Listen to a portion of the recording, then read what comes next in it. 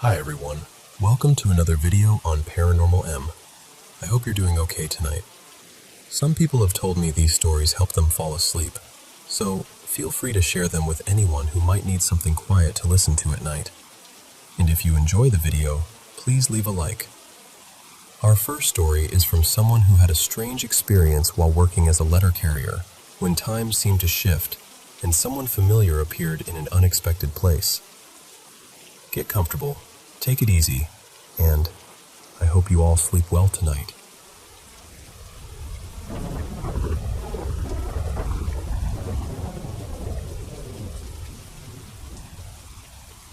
I want to tell you about something that happened a few years ago, because it still drifts back into my mind sometimes.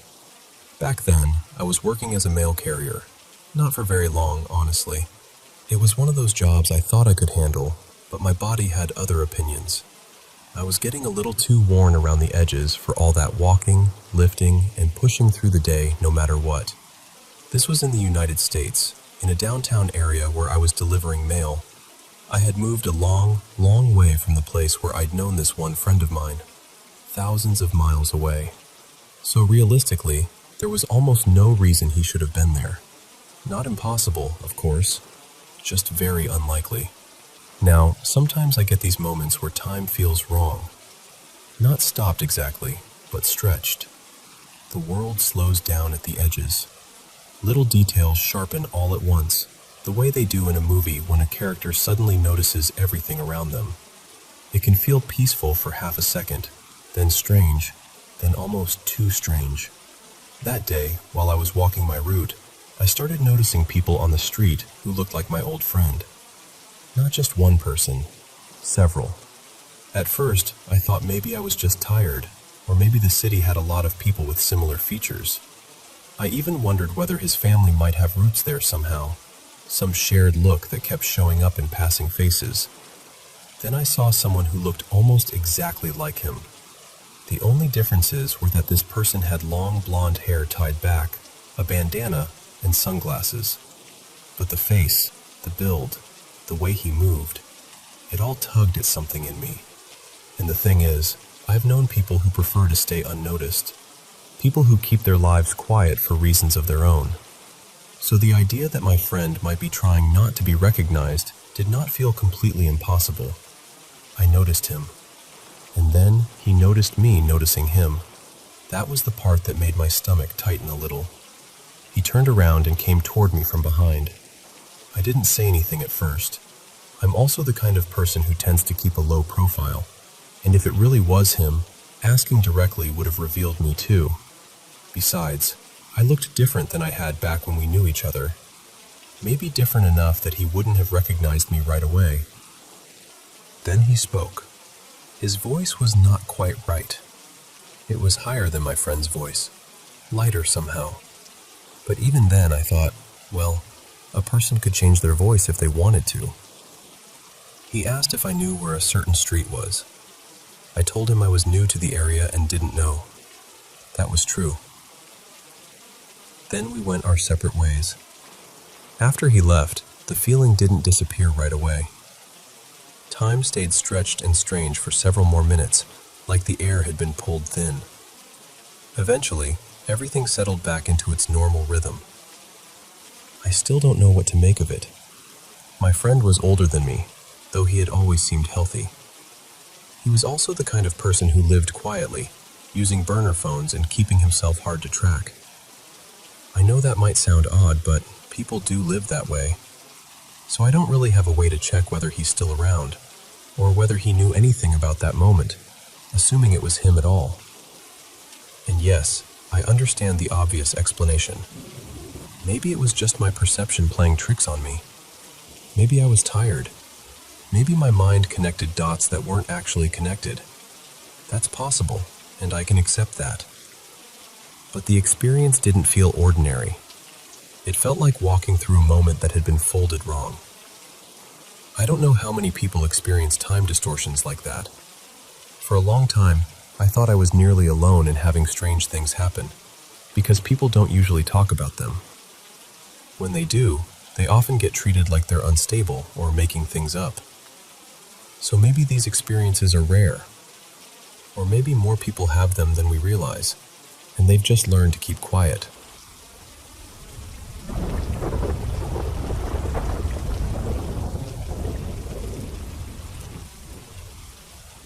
Today, I want to tell you about one of the strangest coincidences I've ever experienced, because honestly, it still gives me chills when I think about it. So, last night, I had this incredibly vivid dream. Not the kind of dream where everything feels blurry and random, but the kind where every detail feels strangely sharp. In the dream, there was this enormous crimson building. It wasn't especially tall, maybe only a few floors high, but it stretched so far sideways that it almost felt impossible.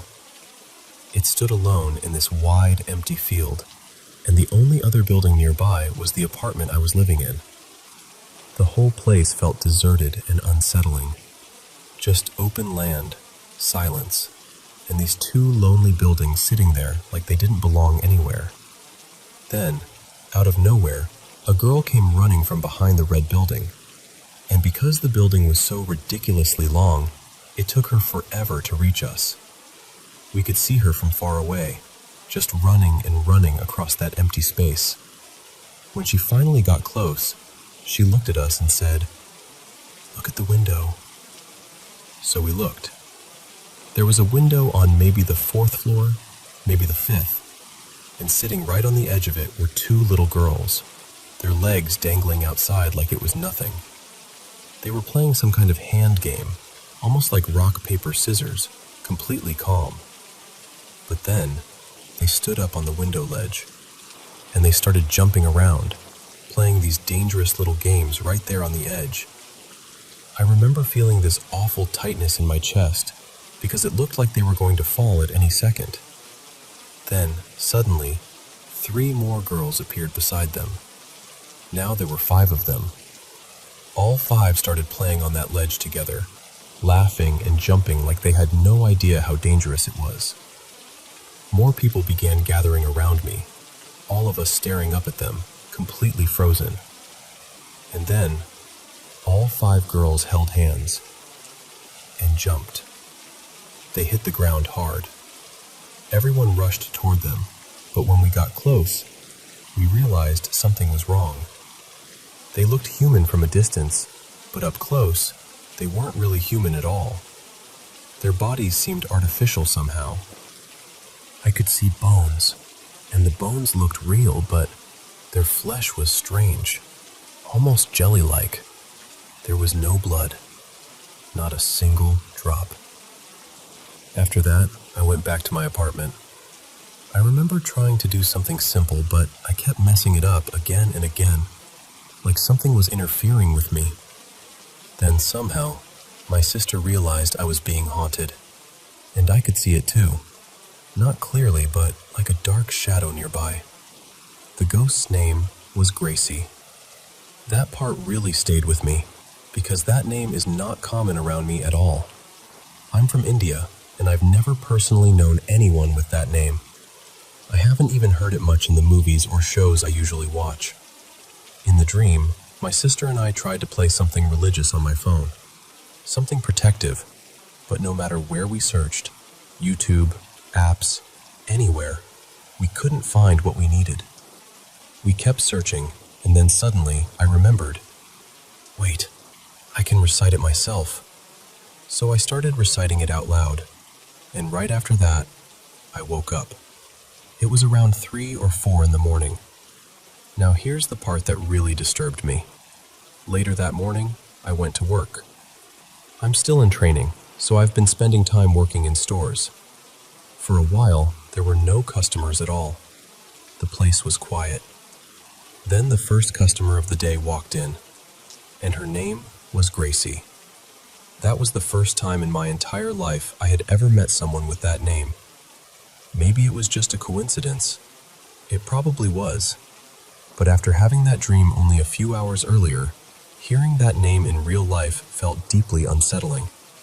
Like the dream had left a small crack open, and something from it had quietly stepped through.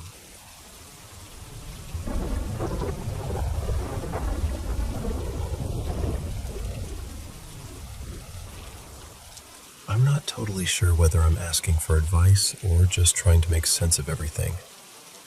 But this has been weighing on me, and it's really about someone close to me.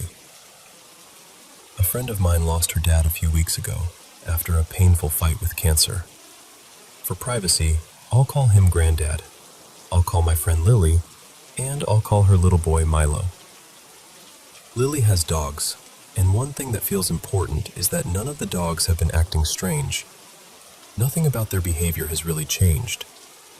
Most of what's been happening seems to center around Milo. Granddad's illness moved fast. He was diagnosed sometime last year, and earlier this year the family was told it was terminal. After that, he declined pretty quickly. He spent time going in and out of the hospital, but in the end, he was able to come home on hospice. He passed there, surrounded by the people who loved him. The night before he died, Lily and Milo were at his house.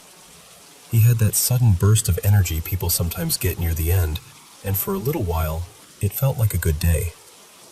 But later that evening, he became really unsettled. At one point, he started crying out, "Help me!" again and again. Lily decided it was best to take Milo home.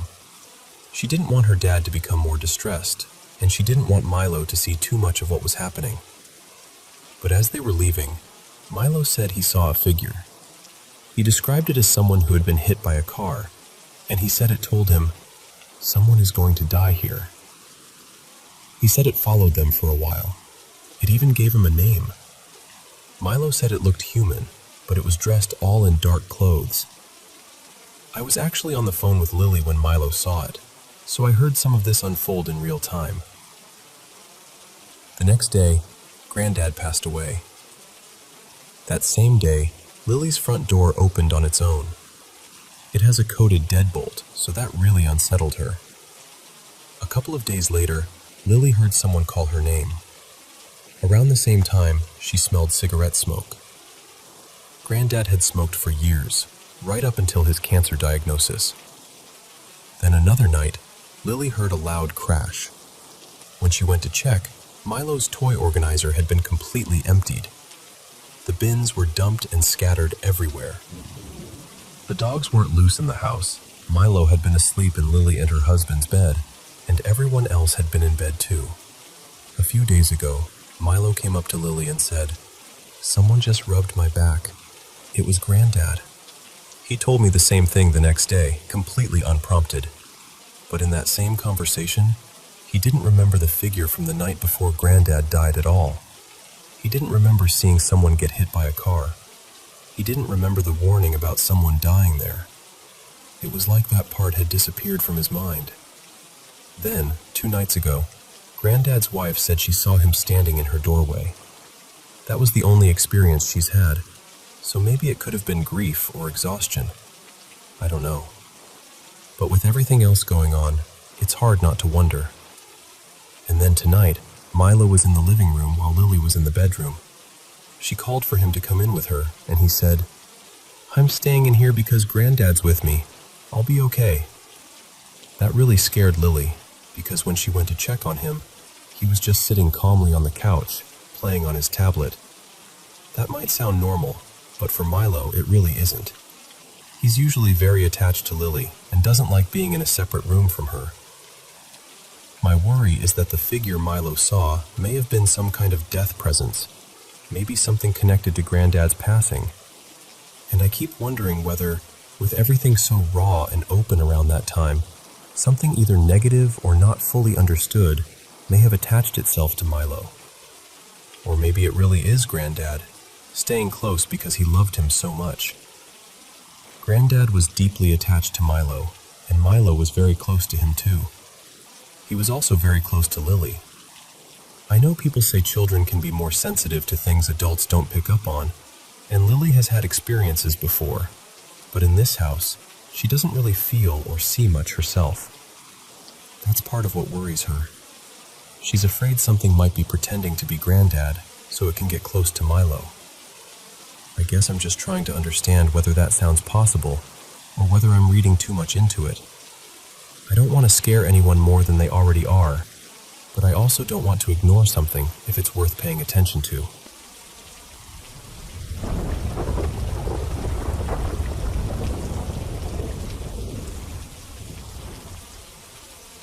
I honestly still don't know how to explain this.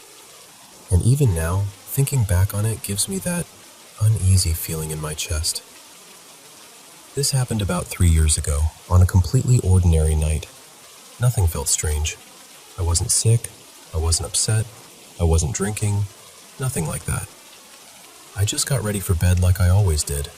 My routine back then was the same every night.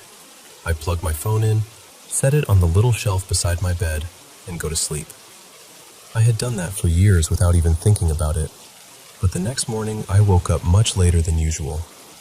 Right away, something felt off. I reached over for my phone, expecting it to be where it always was, but it wasn't there. After a few seconds of half-asleep searching, I found it underneath me, and it was dead. That alone was weird, because I had no memory of taking it off the charger or falling asleep with it in my hand. But I tried to brush it off. I figured maybe I had been more tired than I realized. So I plugged it in, waited for it to turn back on, and opened Snapchat. That's when my stomach dropped. I had messages from people I barely ever spoke to. Then I saw loads of messages from friends too. Way more than normal. Instantly, I knew something had happened. My first thought was, did I post something? So before replying to anyone, I checked my Snapchat story. Nothing. Then I checked Instagram just in case. Nothing there either. I thought maybe people were messing with me, but then I opened a message from my friend Callan, and he said, "Why do you have that on your story?" I checked again. Still nothing. There was no story showing for me at all. I told him I couldn't see anything, and he sent me a screen recording. Then he sent a screenshot too. And there it was, a story, posted from my account. It was this ridiculous meme picture. Nothing serious, nothing embarrassing in a massive way, just completely random. But the thing was, I couldn't see it from my own account. It didn't exist on my end. That's when I started feeling properly creeped out, because my sisters hadn't messaged me about it. Neither had Mara, one of my closest friends. And those are exactly the people who would have told me first if I had posted something strange. So I messaged them and asked, "Can you see my story?" They both said no. Then I started asking other people. Some could see it, some couldn't. There was no pattern at all. It was like the story existed for certain people, but not for others. And somehow, I was one of the people who couldn't see it, even though it was supposedly posted from my own account. I asked someone who could see it to reply to the story, hoping that maybe if they replied, I'd be able to open it from the message and delete it. But no, their reply came through, yet I still had no option to remove the story. At that point, I was really starting to panic. I barely ever posted anything anywhere, so having some random meme sitting on my story felt bizarre enough. But not being able to see it or delete it made it so much worse. Then my friend told me the story said it had been posted hours earlier. I don't remember the exact wording anymore, but I do remember working out the time. It would have been around 5 a.m., and I know I was asleep at 5 a.m. At least, I'm almost certain I was. The other strange part is the photo itself. I'm nearly sure that meme wasn't even in my camera roll. Maybe it was, and I just forgot, but I really don't think so. It was on an old phone, so I can't check anymore. I kept trying to make it make sense. Maybe I was exhausted and somehow fell asleep holding my phone. Maybe I woke up without remembering and posted something by accident. Maybe the picture really was saved somewhere on my phone. But none of that explains why I couldn't see my own story. It doesn't explain why only random people could see it. It doesn't explain why people close to me couldn't see it. It doesn't explain why I couldn't delete it. And it definitely doesn't explain why my phone was dead underneath me when I had no memory of using it after going to bed. For a while, I wondered if I had been hacked. But even that didn't fully add up. Why would a hacker post a random meme, only make it visible to some people, and hide it from me? The whole thing made me feel like I had lost a chunk of time. Not in a dramatic way, but in this quiet, horrible way where you start questioning your own memory. I still have a screenshot, and my friend still had the screen recording at the time, so I know it actually happened. It wasn't just a dream, or me misreading something. I've gone over it so many times, and I still don't have a proper answer. It's probably the strangest thing that has ever happened to me, and honestly, it still bothers me.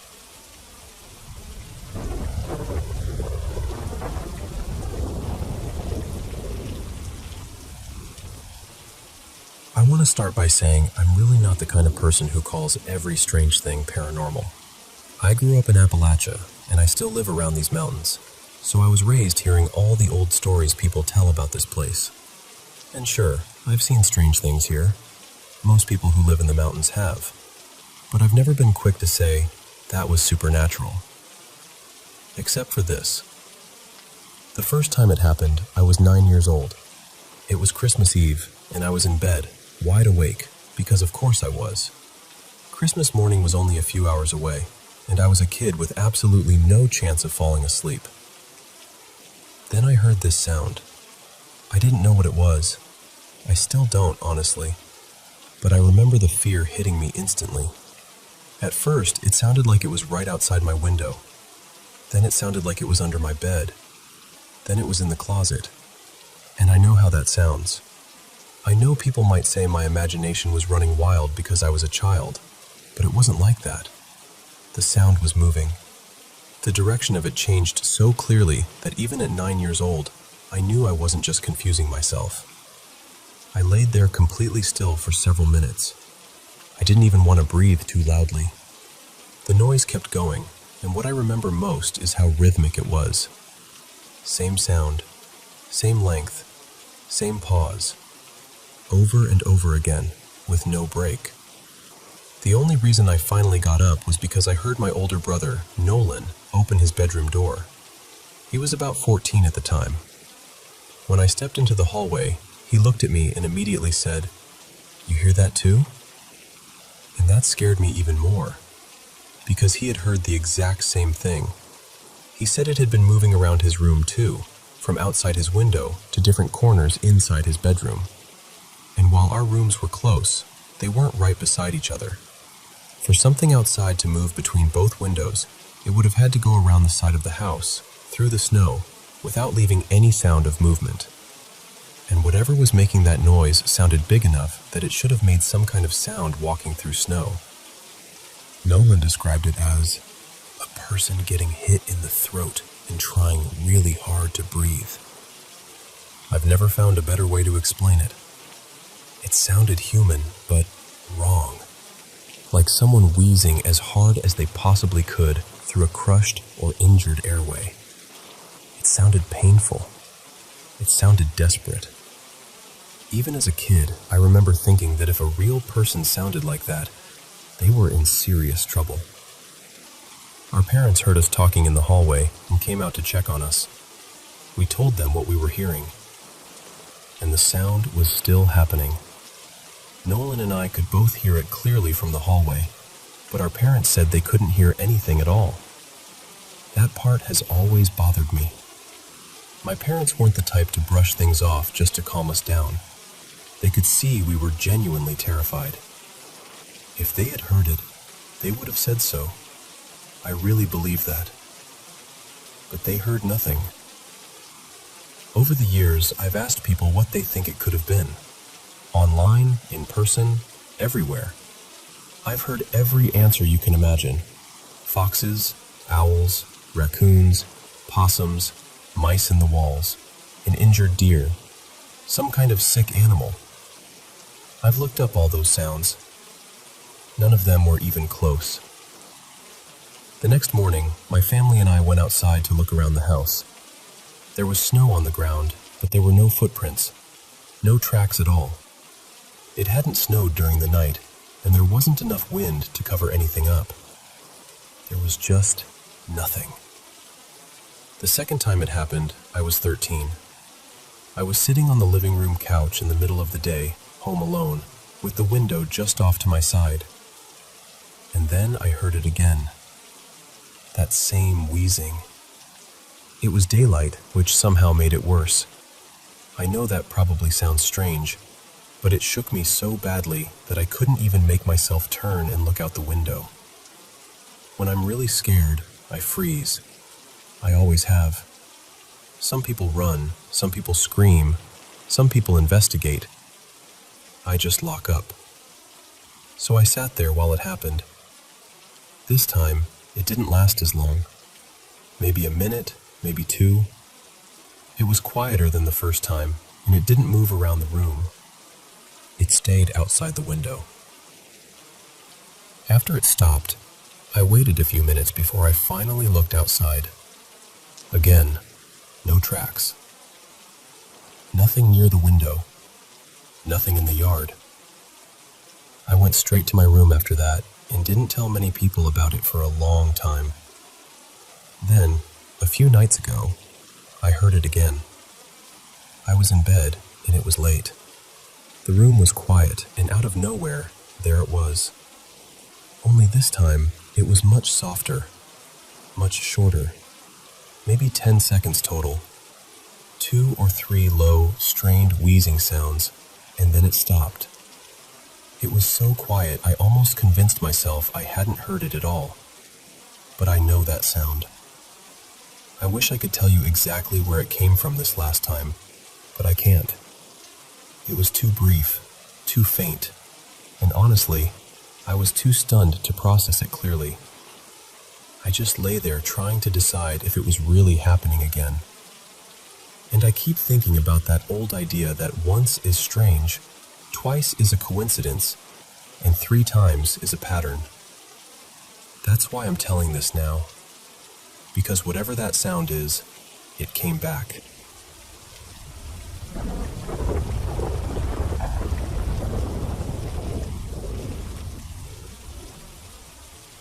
I know this is going to sound like something pulled straight out of a cheap internet horror story. And honestly, that's part of what still bothers me about it.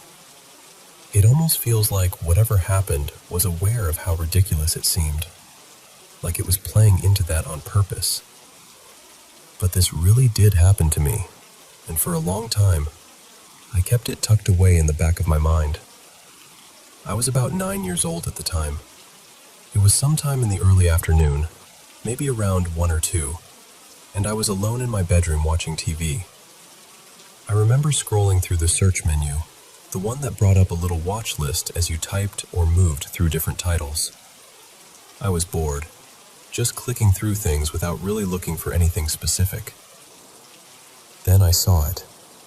The title had Elmo's name in big white letters, bold and plain. Almost too plain. The thumbnail showed him standing on the left side of the screen, staring off somewhere past the edge of the frame. Behind him was this flat gray background that faded darker toward the top. The strange thing is, I never liked Elmo. I didn't really like Sesame Street in general. Something about the characters always made me uncomfortable, even when I was little. So I have no idea why something like that would have been suggested to me. But what caught my attention was the category. It was listed as a documentary. That made me curious enough to click on it, which I still regret. At the time, I thought maybe it was some behind-the-scenes special or a weird making-of feature. It started that way too. There was a studio intro, little opening credits, and then it cut to an interview with a man who said he was the director. He looked like he was somewhere in his 40s, with tired eyes and streaks of gray in his hair. After that, there was a woman named Mara, maybe in her early 30s, with dark auburn hair. She was introduced as one of the writers. Then it showed 3 kids sitting in separate chairs, each talking like they had been part of the cast. Everyone was discussing normal production stuff, costumes, sets, rehearsals, what it was like filming with puppet characters. It all felt strangely legitimate. Then the footage changed. Without warning, it cut to Elmo, He was standing in front of that same gray background from the thumbnail. No music, no interview audio, nothing. He was just staring directly into the camera. At first, I froze because it felt so sudden. Then he started getting closer. Not walking exactly, more like the image itself was pushing toward me. His face kept filling more and more of the screen, and I had this horrible feeling that he wasn't looking at a camera anymore. He was looking at me. I stared back for a few seconds, too scared to move, and then I finally snapped out of it and turned the TV off. For a moment, I just sat there. My whole body felt locked up. Then I ran out of my room and into the living room.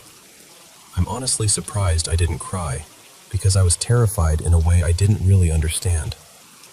I didn't go back into my bedroom until my little brother came with me. I told him I just didn't want to be alone, but I didn't tell him why. I was embarrassed, I think. Or maybe I was afraid saying it out loud would make it feel more real. When I checked the watch list again later, the documentary was gone. I searched for it. I tried to find the title again. Nothing came up. No thumbnail, no listing, no history. No proof that it had ever been there. So I told myself I had imagined it. That maybe I'd been tired, or maybe I'd clicked on something else and misunderstood what I saw. That explanation helped a little, but not enough. For about a week afterward, I had nightmares about that gray background and that face moving closer. Eventually, I buried the memory. I didn't bring it up again until years later, after my family had moved out of that house. When I finally told them, they half joked that maybe something had been feeding off my fear, like some nasty little creature that knew exactly how to scare a kid and enjoyed every second of it. I laughed when they said that, but honestly, part of me still wonders if they were closer to the truth than any of us wanted to admit.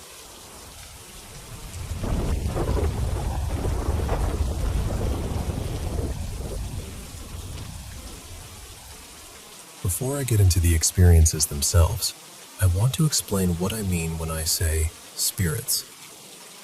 Honestly, I still don't fully know what I believe. I don't think anyone can prove, with absolute certainty, what these things are. But based on what I've gone through, I do believe there are dark or negative entities around us. I don't think they're the same as what people might call good spirits. To me, good spirits are more like loved ones who have passed away. Family, friends, people who were once here with us. I don't necessarily believe they're still walking around on Earth the way we are, but I do believe they stay connected to us somehow. But the darker things, I don't think they were ever human. I also don't really like calling them demons because I'm not a religious person. That's where it gets complicated for me. Maybe there's some kind of negative energy that has taken shape. Or maybe there's something way beyond what we're able to understand. I don't know exactly what they are, but I do believe they exist. The first experience that really shook me happened when my family and I were in the middle of moving out of our old house and into the place we live now. It was one of my last nights there, and I was in the bathroom by myself. I was facing the shower curtain when, out of nowhere, it was yanked hard to the side. And I mean, yanked. I could actually see the curtain cave in where it looked like someone had grabbed it with a hand. There was no one else in the bathroom. No window open, no air blowing, nothing that could have caused it. I just froze. There had been smaller strange things in that house before, but nothing like that. That one stayed with me because, I'm sorry, but I still can't find a normal explanation for it. Another time, my sister Lena and I were sitting on the couch together. We had 2 cats, and both of them were asleep on the couch with us. My dad was asleep in his room, and there was nobody else in the house.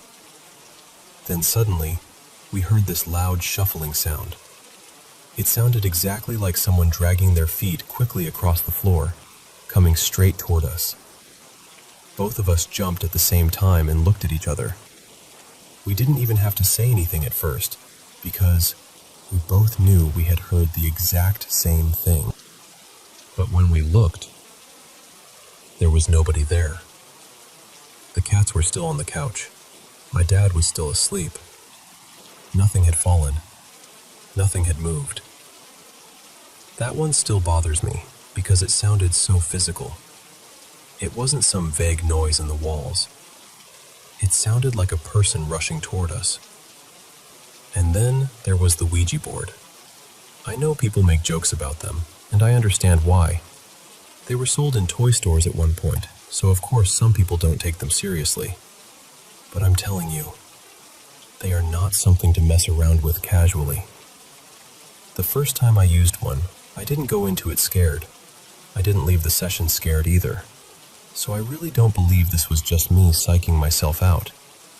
But the week after that was one of the worst weeks of my life.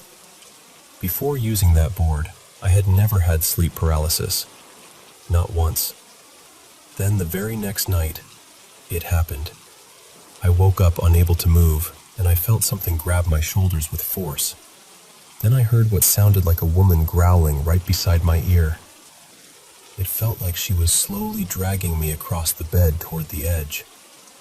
I remember breathing so heavily, trying with everything in me to snap out of it. But I couldn't. When I finally woke up fully, I had to just sit there and collect myself. I was terrified. And it kept happening that entire week. Every time I fell asleep, I went straight into paralysis. Sometimes it was simple, just being stuck and unable to move. Other times, there were visuals. Other times, sounds. It felt like my room wasn't safe anymore. There was even one night where I woke up, or thought I woke up, in my room. Something immediately felt wrong. I tried to turn on the lights, but they wouldn't work. Then I looked into the hallway, and I felt the darkest energy I've ever felt in my life. It was heavy, like the air itself had gone bad. I remember feeling pure fear, and then I woke up for real. The only thing that finally made it stop was sleeping with the lights on and completely covering myself with blankets and pillows. My face, my body, everything. I don't know why that worked, but somehow it did. After that, the paralysis stopped. I kept sleeping with the lights on for almost a year before I was finally comfortable sleeping in the dark again. So, what do I take from all of this? Whatever these things are, I don't think they like light. At least in my case, they really seem to lose power when the lights were on. And please, be careful with Ouija boards. I've used them since then, but only with much more caution and respect. Honestly, do your research first, or don't bother touching one at all. I know the brain is powerful. I know skeptics will always have reasons for why things can't be real. And I'm not saying every strange thing is paranormal, but I've experienced enough to know that something is out there, and I do think sleep paralysis is connected to it somehow. I don't believe these things usually hurt us physically. At least, I've never been physically harmed by it. But mentally, that's where I think they get to you. That's where they leave the mark.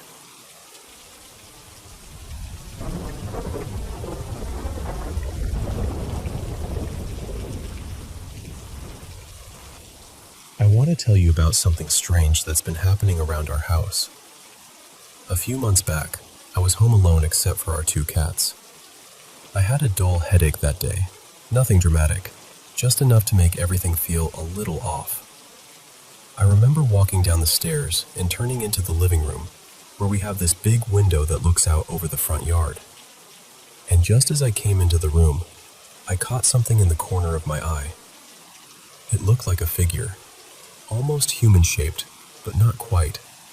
Mostly dark brown, standing near one of the trees. For a second, I thought it was leaning there, like it had been watching the house. But when I turned my head to really look at it, it bolted. I mean, it moved fast. Faster than anything I've ever seen move through a yard. It slipped behind the tree and disappeared toward the neighbor's place. The part that stayed with me was where it had been standing, and the direction it ran. I didn't know it yet, but that would matter later. Then, a few weeks ago, something else happened. I was upstairs, looking out one of the windows. I can't remember whether I was alone that time or not, but I remember this sudden pull in my attention. Something made me look down and to the right, and then I felt it. That unmistakable feeling of being watched. I didn't see a face. I didn't see a body. What I saw was a flash of a white wing as it flew away. It was about the size you'd expect on a crow, except it was completely white. Now, we do have white birds around here. Gulls, swans, a few others near the water. But I have never seen an all-white bird in our yard, and I can't think of any reason a gull or swan would be that close to the house when there's a reservoir about a mile away. Whatever it was, it flew off in the same direction as the first thing I saw. A little while later, my fiancée, Alara, and I were putting together some furniture, and I finally told her, "I've seen two things around the house that I can't explain." She stopped what she was doing and asked me if I was serious. Then she told me what had happened to her. She had been working from the couch one Friday afternoon, right in the middle of an important meeting with senior leadership from her company. Out of the corner of her eye, she saw movement outside. When she looked up, there was this white flash in the front yard. It shot from the yard toward the side of the house, but she said the strangest part was how it moved. It didn't move like a bird. It didn't move like a reflection. It was too fast, and it felt like it was trying not to be seen. She said it wasn't on the ground either. It was maybe 5 feet up in the air, only about 1 or 2 feet tall and wide. Not human-shaped at all. More like an abstract blur, almost like a wing, but not clearly one. You know how in old photographs, when something moves too quickly, it leaves that smeared blur behind it? She said it looked like that, except it was happening in real life. We do have roads in front of and behind the house, and sometimes headlights can glare through the windows. But this was in the afternoon, and we've never seen anything like it before or since. We checked the security cameras too. Nothing. So now we have a few theories, though none of them feel complete. Around the time I first saw the brown figure, we had started working on the flower beds near the front door. We were careful about it. We chose native plants, looked up how to care for them, and tried to bring that part of the yard back to life. As far as I know, those beds hadn't been touched in years. The woman who lived here before us didn't really have the strength for gardening anymore. So part of me wonders whether we disturbed something that had been resting there. Or maybe, in some strange way, we woke something up. There's also a patch of clover in the yard, near the area where we've seen these things. Right in the middle of it, the grass looks pressed down, almost like something has been sitting there. Another thought is connected to my mother. She has always believed she has guardian angels. I don't know if I believe that about myself, but I did text her after all this happened. She didn't say, "Yes, that's what it is," but she told me I should plant a white rose and make peace with whatever was there. And then there's the more tender possibility. Alara and I have been trying to have a baby. Around the time of the first sighting, she had a miscarriage.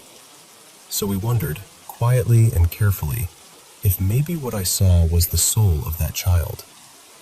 Maybe coming near us, maybe shy, maybe not ready to be seen. Or maybe, and I know how this sounds, it could be the souls of future children passing through, trying to see what life with us might be like, trying to decide whether this is the right home, the right time, the right world to enter. I'm not usually someone who jumps to paranormal explanations. I know there's always a chance that stress, grief, light, animals, and imagination all tangled together and made something ordinary look impossible. We do have plenty of wildlife around here. Birds, squirrels, stray cats wandering through the neighborhood. The area has enough trees that something could easily hide or move quickly without us understanding what we saw. But still, 3 sightings, similar area, same direction of movement, that same feeling of something not wanting to be noticed. I don't know what it is. I just know that something has been moving through our yard, and whatever it is, it feels like it sees us before we ever see it.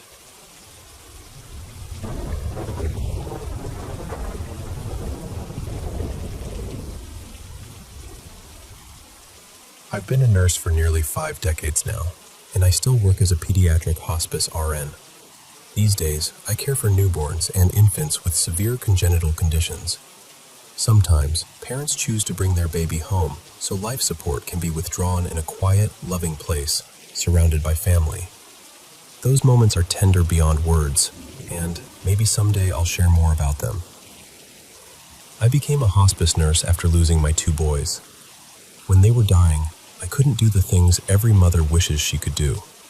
I couldn't take away their pain. I couldn't ease all their fear. I couldn't hold them through every single second the way my heart wanted to. But later, I realized I could do that for others. My first hospice work was in an inpatient AIDS facility back in the late 1980s, when the disease was still considered a death sentence. We cared for people of all ages there. When that facility closed because of funding, I moved to a small 10-bed hospice unit, mostly for adults. After that, I spent several years in a pediatric hospice unit, caring for newborns through teenagers. That unit eventually closed too, also because of funding. Now I do one-on-one home care with babies and children who are terminally ill. But this story happened years ago, in that little adult inpatient hospice unit. I had come in for a 12-hour shift, and we had a few new patients that day. One of them was an elderly woman, I'd guess maybe late 70s or early 80s. I'll call her Miss Eleanor. She was completely unresponsive. Total care. She was there for end-of-life support, just like many of our patients were. I cleaned her up, repositioned her, made sure she was comfortable, gave her pain medication, and then moved on to care for my next patient. As the shift went on, I was walking down the hallway to help someone else. Out of habit, I glanced into each room as I passed, just checking that everyone was settled and safe. When I passed Miss Eleanor's room, I saw her sitting on the side of her bed. Her side rails were down. Her feet were touching the floor. She was sitting upright by herself, smiling right at me. And she looked young. Not just a little more alert, not simply more awake. She looked radiant, peaceful, almost glowing from the inside out. I had already passed her doorway by a few steps when my mind caught up with what I'd seen. I stopped. Then I backed up and looked into her room again. And there she was, back in bed, side rails up, unresponsive again. In the same position I had placed her in earlier. There was one more thing. When I saw her sitting there smiling, she had both legs. But in her physical body, Miss Eleanor only had one. Her other leg had been amputated years before. I stood there for a moment, just taking it in. Then I smiled and spoke softly to her. I said, "You showed me your soul." I thanked her. I told her I believed she was getting ready to pass on, and that I was grateful she had allowed me to witness even a small part of what she was experiencing. I shared it with the other nurses too. In hospice, especially in those quiet rooms near the end of life, people see things. They hear things. They feel things. Not everyone talks about it, but many of us know. At the end of my shift, Miss Eleanor was still alive. I gave report to the oncoming staff and told them what I had seen. They weren't frightened or dismissive. They were almost happy for me because they understood how rare and sacred something like that can feel. Then I went home. I remember walking into my house, tired from the long shift, expecting nothing more than a quiet hallway and maybe a cup of tea. But there, standing in my hallway, was Miss Eleanor. She was wearing a soft robe. She was smiling at me. Only now she looked about 28 or 30 years old.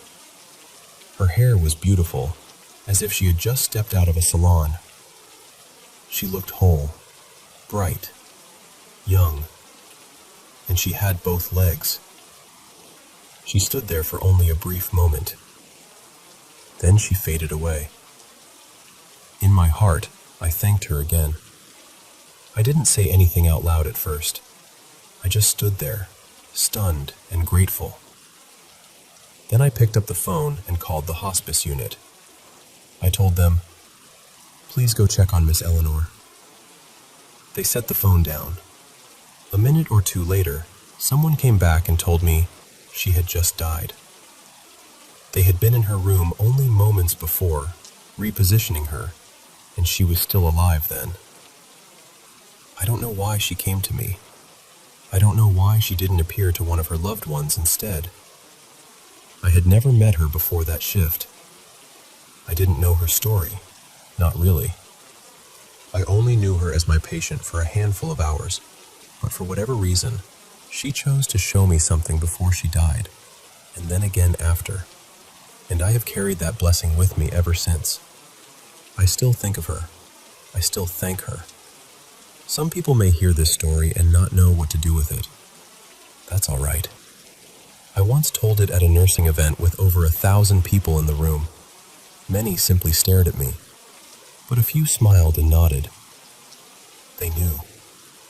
Because when you work close to the edge between life and death, sometimes the veil gets very thin. And every now and then, someone lets you see the light on the other side.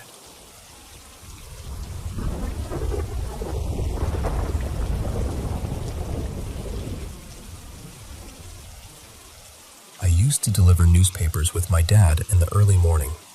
We were subcontractors, so the delivery truck would show up around 12:45 a.m., and by a little after 1:15, we'd have the car packed and be out on the route. For the first few weeks, nothing really happened. It was just quiet roads, porch lights, empty streets, and that strange feeling you get when the whole world seems asleep except for you. But about 2 months in, something happened that I still think about. There was one customer who lived behind a row of houses, tucked back off the road with this long driveway. Most mornings, we could either turn around in it or pull close enough for me to toss the paper right onto the porch from the car. But one morning, around 2:40 a.m., her car was parked in a way that blocked most of the driveway, so I had to get out and walk the newspaper up to her porch. I placed it down, turned around, and started walking back to the car. That's when I heard something behind me. It sounded like wings flapping in the tree, but not normal wings. Not a little bird, not an owl, not anything I'd ever heard before. This was heavy, big. The sound got louder and louder, like whatever was up there was beating the air with a lot of force. I turned around and looked up into the tree, but I couldn't see anything. No shape, no eyes, no outline. Just branches moving hard, like something had stirred them up from inside the tree. The thing is, there was no wind that morning, none at all. The air was completely still. The second I saw those branches moving, I hurried back to the car. My dad looked at me and asked what was wrong, and I told him, "Look at the tree." By then, the branches were still moving a little, but not nearly as much as before. At first, he said it was probably just wind, but I told him there wasn't any. And I knew there wasn't. Everything else around us was perfectly still. That was the only time something like that happened at that house. But for weeks afterward, I hated delivering there. Every time we pulled onto that street, I felt my stomach tighten. We don't deliver newspapers anymore, but we still drive past that area sometimes because it's close to where we live and on the way to the store. I still look over there. I still wonder what was in that tree. And honestly, I'm glad I didn't see it. If I had to guess, maybe it was some huge bird, something like a shoebill or a crane. But birds like that don't live around here. We don't have anything with wings big enough to shake tree branches like that. The second incident happened about a month later. There was a funeral home on our route, and one of our customers lived there. I never liked that stop. I wouldn't get out of the car for it. I'd always have my dad pull into the drive, get close to the steps, and I'd place the paper where I could without stepping outside.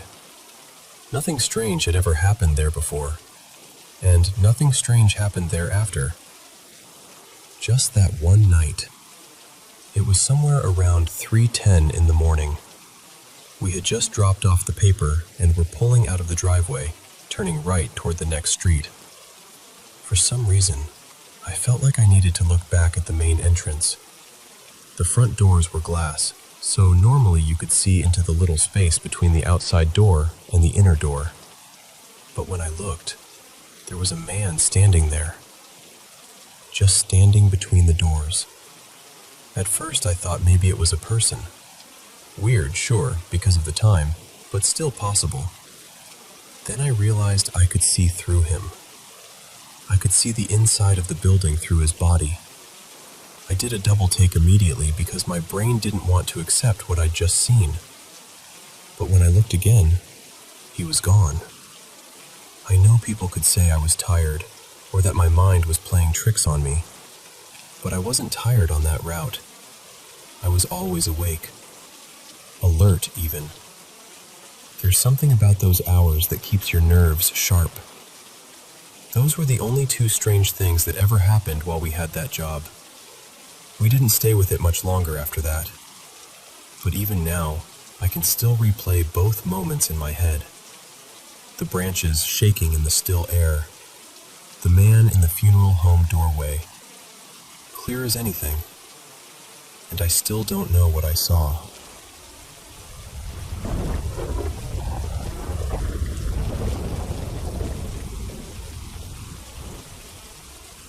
Apparently, the more I look into this, the more I realize I'm not the only one who's had strange things happen after having a baby.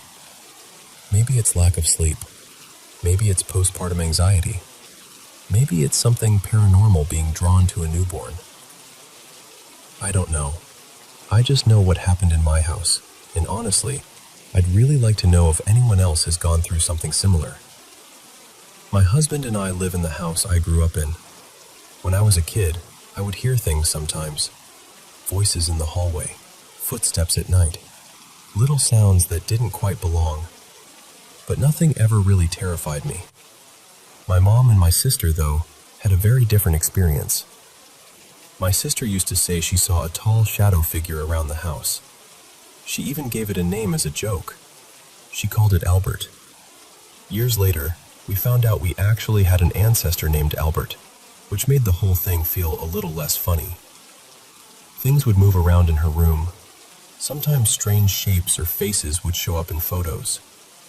But the moment I'll never forget happened when we were teenagers. We were sitting on her bed, just talking, when suddenly everything on the shelves in her closet came crashing down at once. Not one thing slipping, not a shelf breaking. Everything flew off. We both screamed and ran out of the room. My mom saw the shadow too. She also used to hear my sister or me calling for her when we hadn't said anything. And my dad, who is deeply religious and does not believe in paranormal things at all, heard it once too. He and my mom were in the kitchen talking when they both stopped because they heard my voice call, "Mom?" from another room. The problem was, I wasn't home. I was at a friend's house. Eventually, my mom and sister moved out, and they both said whatever it was seemed to follow them. They still heard and saw things in their new places. I believed them, partly because when my husband and I moved into the old house, it became quiet. Completely quiet. For 3 years, nothing really happened. Then we brought our daughter home last autumn. At first, I tried to explain it away. I thought maybe I was just awake at hours I hadn't been awake before. Maybe the house had always made those sounds, and I was only noticing them now because I was up feeding a baby in the dark. But then the voices started again. Footsteps, too.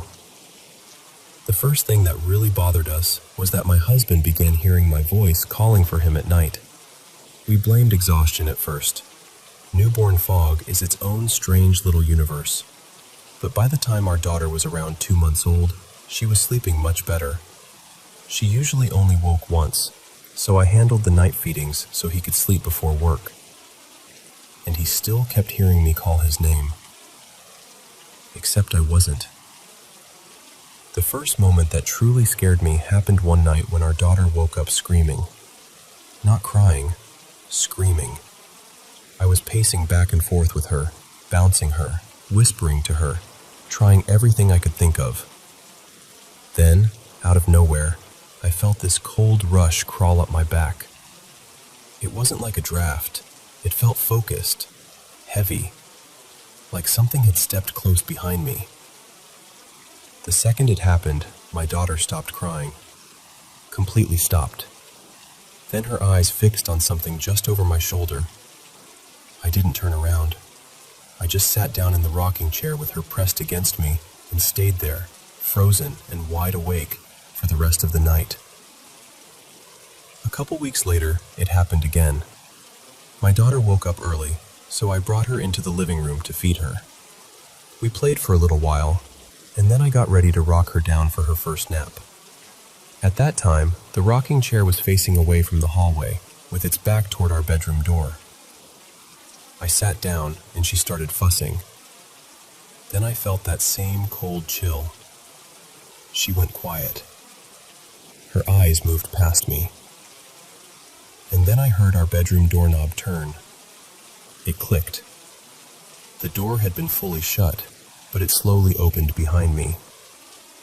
I called out for my husband because I wanted so badly for there to be a normal explanation. I hoped he had heard the baby fussing and gotten up to check on us.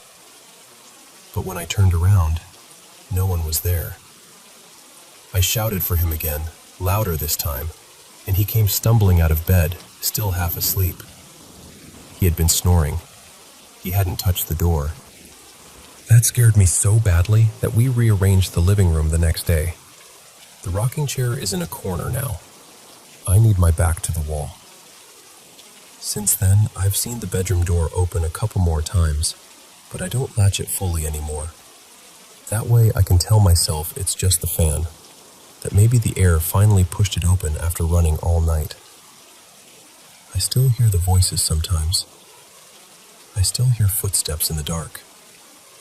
But nothing has scared me as badly as those 2 nights. So I guess that's why I'm sharing this. Has anyone else experienced something like this after having a baby? Because I keep trying to explain it away, but a part of me feels like something in this house woke back up when we brought our daughter home.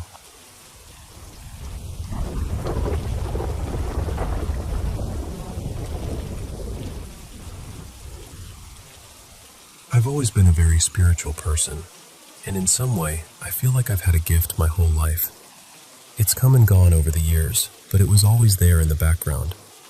Most of the time, it felt gentle, comforting even. But last year, something changed. I started seeing really dark, frightening things as I was falling asleep. Not dreams exactly, because I was still in that in-between place where you're not fully asleep yet. And these visions were so graphic and disturbing that they genuinely scared me in a way I had never experienced before. Before that, anything spiritual I had experienced had been peaceful or meaningful. But this was different. It happened around 5 times, and each time it was something slightly different.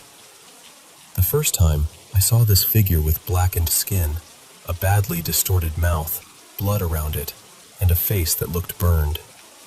It didn't appear smoothly either. It flashed in and out, almost like someone flicking a light switch. That's the only way I can describe it.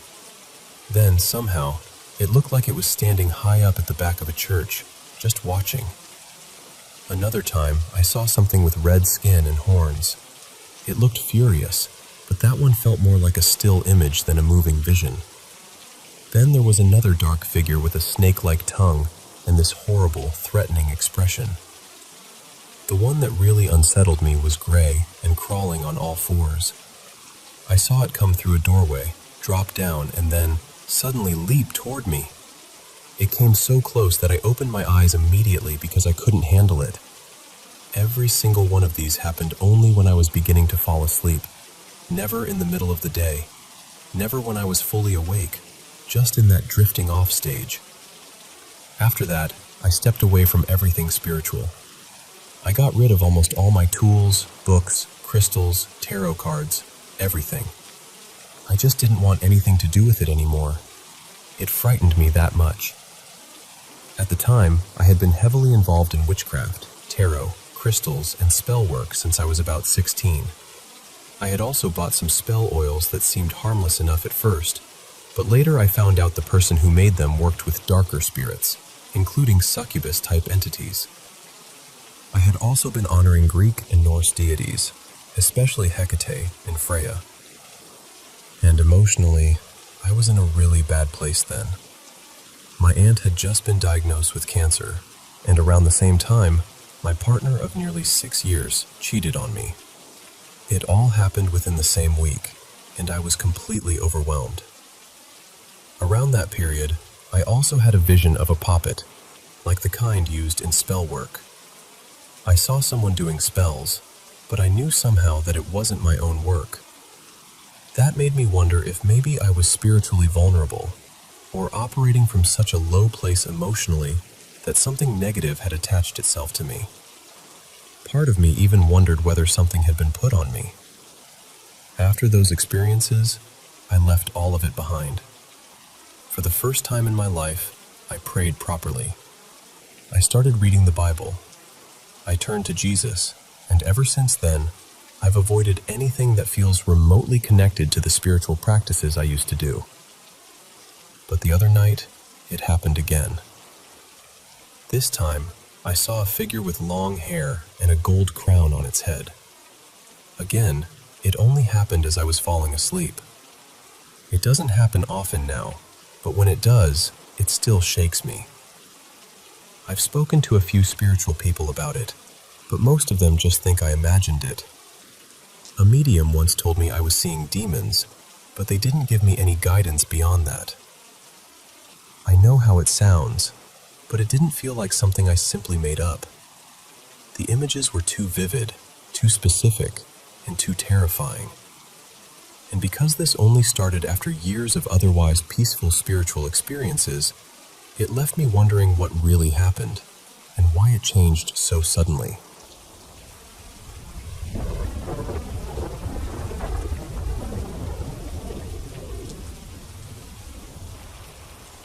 Okay, so I just got back from Jerome, Arizona, and I'm still trying to make sense of what happened. My girlfriend and I spent Saturday night at the Jerome Grand Hotel. We ended up staying in room 14, which, according to the hotel staff and the ghost tour guide, used to be the living quarters of a man named Clint Harrow. He's apparently one of the more well-known spirits around Jerome, because he died at the bottom of the old elevator shaft. But honestly, that's not even where anything happened. The whole thing started when we decided, very last minute, to sign up for a ghost tour. We got lucky and took the final 2 spots. They handed us EMF readers and spirit boxes, and at first, we were kind of laughing about it. Our first stop was literally a parking lot, and I remember thinking, okay, are we really doing this? Are we just wandering around between cars with ghost hunting gadgets? But the guide explained that a lot of those parking lots were places where buildings used to stand before Jerome's fires destroyed them. So underneath all that asphalt, there was history, burned down homes, businesses, whole little pieces of people's lives. After that, we walked to a church, but we couldn't go inside, so we just stayed near the front. Nothing happened there. No readings, no voices, nothing. Then we went to the building where the tour office was located, and the guide told us stories about arson, bootlegging, and a smuggler from the Prohibition era. They dared a few of us to stand in this dark back corner, but again, nothing really happened. The final stop on the basic tour was the old smelter area. The guide told us this awful story about burned bodies mixing with the smelt, and how parts of the town were built with concrete and asphalt that may have contained the ashes of the dead. So we were basically standing on streets made of ghosts. At that point, the tour was technically over unless you had paid for the extended package. My girlfriend and I looked at each other and decided, why not? We paid the extra fee and stayed with the group. That's when we went to the old Jerome High School. From the outside, it already felt wrong in that old building way, like the windows were watching you instead of the other way around. Inside, it was even heavier. The guide said the building had been used for art studios and band practice rooms over the years, but the auditorium was mostly untouched and going through some repairs. After the guide gave us some history, the group started moving toward the stage. I was holding my EMF reader, and all of a sudden, it jumped from green to yellow. That was the first moment I stopped joking around. I looked around and asked, "Am I alone?" Nothing came through the spirit box. I took a few steps, and the reader stayed yellow. I checked my phone. I checked the spirit box. I wanted to make sure nothing I had was causing interference. Then I asked, "What's your name?" And clear as day, through the box, I heard, "Walter." I froze. I asked it to repeat the name, but nothing came through after that. My girlfriend noticed I had stopped moving and came back toward me. Right then, I heard this soft creaking sound from the seats just above where I was standing. It sounded like someone shifting their weight in an old theater chair. I didn't want to look. I know that sounds ridiculous, but I could feel something there. I couldn't see it, but I could feel it behind me. So I asked, "Are you behind me?" No answer. My girlfriend told me we needed to stay with the group, and as soon as she got closer, the EMF reader dropped back down to 2 green dots. Then she started walking away again. The reader jumped to orange, then settled back on yellow. That's when I said out loud, "I need to go." And the spirit box said, "Don't leave." I just stood there for a second, trying to process it. My brain was scrambling for some normal explanation, but I couldn't find one. I started walking away, and the box said, "Don't." I kept going, and the EMF reader finally dropped back down to 1 green dot. I didn't understand what had just happened. I still don't. After that, the group went downstairs to the boiler room, and there was another strange experience down there, but that's a whole separate story. When we left, we had to pass back through the auditorium. I don't know why I did it, but I said out loud, "I'm leaving, Walter." The EMF reader jumped right back to yellow. The second we walked out of the auditorium, it dropped back to 1 green dot. After that, we went to the cemetery, but nothing happened there.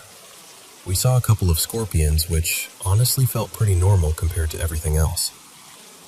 Then the tour ended. We went back to the hotel, and that's another story too. But here's the part that really made me decide to tell someone. I got home to Tucson this evening.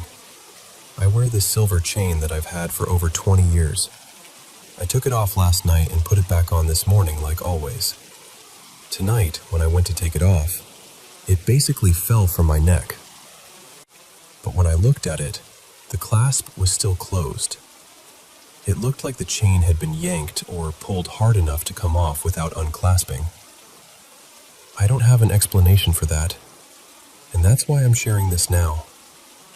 I don't know what happened in that auditorium, and I don't know if something came back with me. But what a weekend.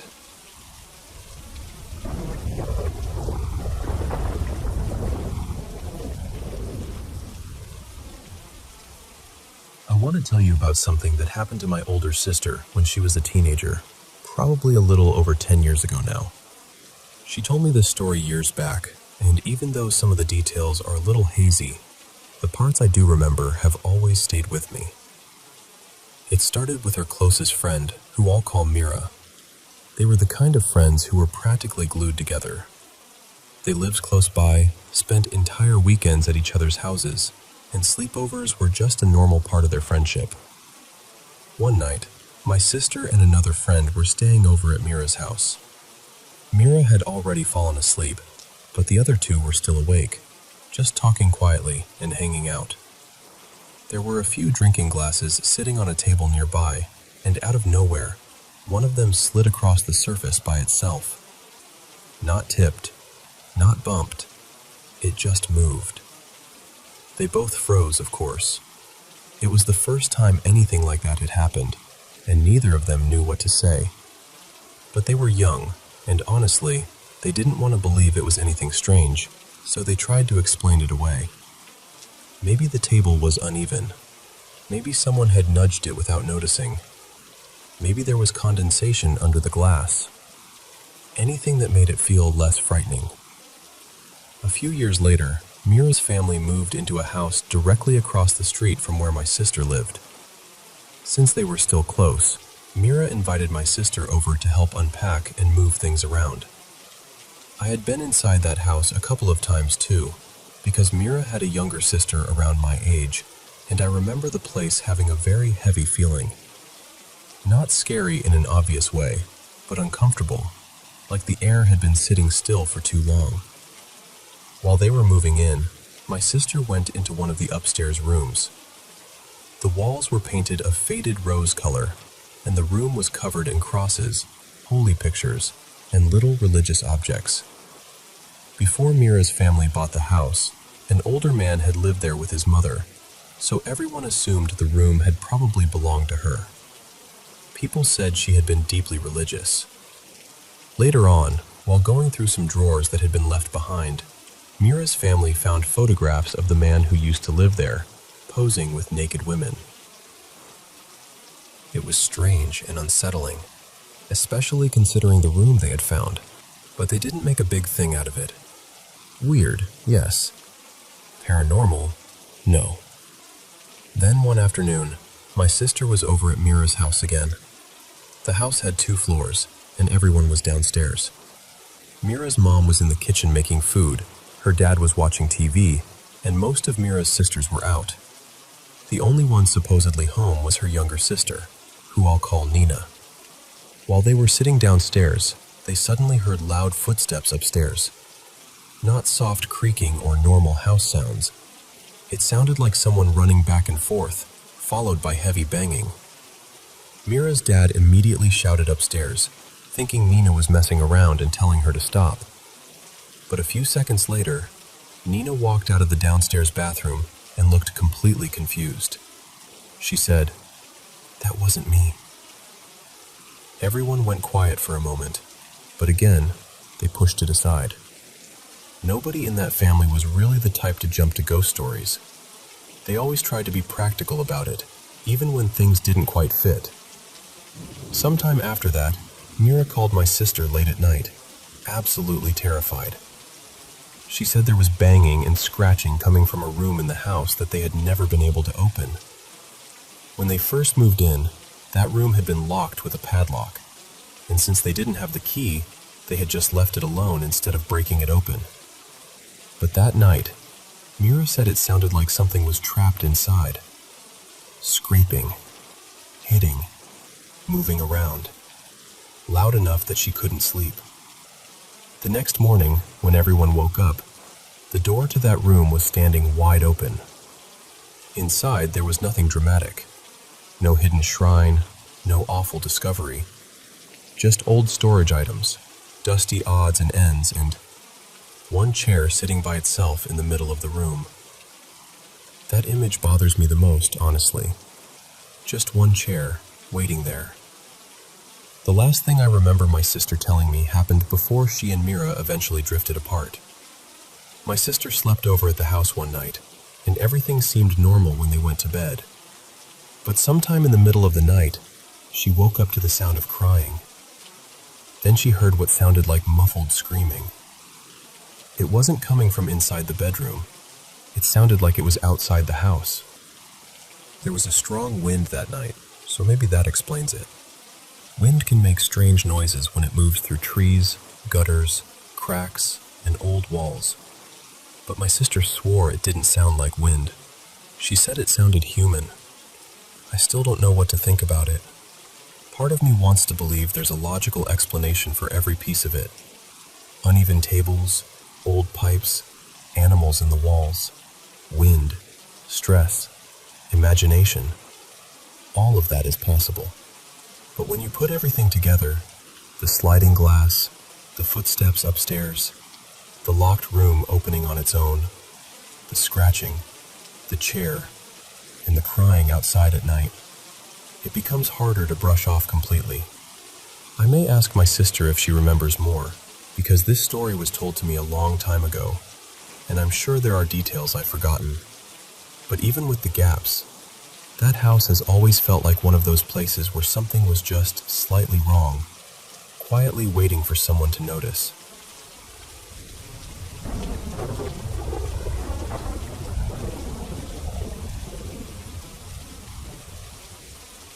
I'm not exactly sure when this first happened. It feels like it was several years ago, but around Christmas of 2024, the memories started coming back to me more clearly. I remember deciding to take a nap on the couch one afternoon. The sun was bright, and I left the curtains open because I wanted to feel the warmth on me while I slept. Then I woke up, but I wasn't on the couch anymore. I was lying on a cold table, still in the same position I had fallen asleep in. In front of me stood this tall mantis-like being, and around it were several small gray figures. I was terrified. I tried to panic, tried to move, but I couldn't. I had experienced sleep paralysis before, twice actually, so part of me wanted to explain it that way. But this felt different, much different. I squeezed my eyes shut and begged myself to wake up. All the communication happened without speaking. It was like the voice was inside my head. The mantis-like being told me, sharply at first, to calm down. It said they were there to help me. Then it told me my heart needed help, and it asked if it could remove a small part of my hand. That broke whatever fragile calm I had left. I opened my eyes and shouted, "No!" The being seemed irritated, almost disappointed. Then it lifted one long finger, or claw, I can't remember exactly, and held it over my body. It never touched me, but somehow, it started cutting me open. There was no pain, no blood, just this faint tingling feeling, like something passing through me without resistance. When I looked down, my body was open, pale and bloodless, almost like a body in a morgue. I shut my eyes again, desperate to wake up, desperate for it to be over. The voice came back, calmer this time, and told me it was already done. I didn't want to look, but eventually I opened my eyes. There was no scar, nothing visible at all. Then the being told me they had removed most of the blood clots, but not all of them. It said there were parts they couldn't reach because my hand had been resting over my chest. I remember getting angry and asking, "Why didn't you just move it?" The voice changed then. It stopped sounding gentle. It became firm, almost stern. It told me this was exactly what humans were like. We accept a tremendous gift, refuse to give up even something small in return, and then still complain about what wasn't done perfectly. It said that if they had tried to move my hand, they might have torn off my whole arm. Then it told me I needed to see a good medical professional. It said there were still blood clots left, and if I ignored them, cerebral venous sinus thrombosis could cause a major stroke. It said I could end up in a wheelchair. And then I woke up. I wanted to forget it immediately. For a while, I tried to. But here's the part I can't quite shake. Ever since puberty, and I'm 34 now, I've always sweated easily. I wasn't extremely fit, but I wasn't overweight either. Years later, it was still bothering me enough that I finally made a doctor's appointment. The answer was basically that I was healthy, and sweating by itself wasn't really a symptom that needed medical treatment. So I tried to accept that. Later on, I started noticing this tight, constricting feeling in my chest. It wasn't pain exactly, more like a pressure that made me feel like I needed to take a deep breath to clear it. But taking a deep breath almost never helped. Sometimes it made me even more aware of the tightness. So I went to the doctor again. Again, everything seemed fine. I do have a slightly raised chest area with a shallow dip down the middle. My doctor called it a very mild funnel chest. I wanted that explanation to be enough, and for a while, I think it was. I don't know whether I had been focusing on the sensation too much before, or whether I started ignoring it too much afterward. About a year ago, I finally started working out. Physically, I feel better than I can ever remember feeling. But whenever I break even the slightest sweat, my heart feels like it's racing. Recently, we had a hiking day at work. Other people were walking, talking, drinking, even smoking, and I was just trying to focus on my breathing. And 2 years ago, my mother passed away suddenly from heart-related issues. So now I keep thinking about that dream, or whatever it was. I know how it sounds. I really do. But the strange thing is, that experience felt more caring than some of the medical appointments I've had. Frightening, yes, but not cruel. It felt like a warning. And now I'm left wondering how to ask for a thorough heart check without sounding completely irrational. Because maybe it was only a dream, but it's the kind of dream that keeps tapping on the glass, asking to be taken seriously.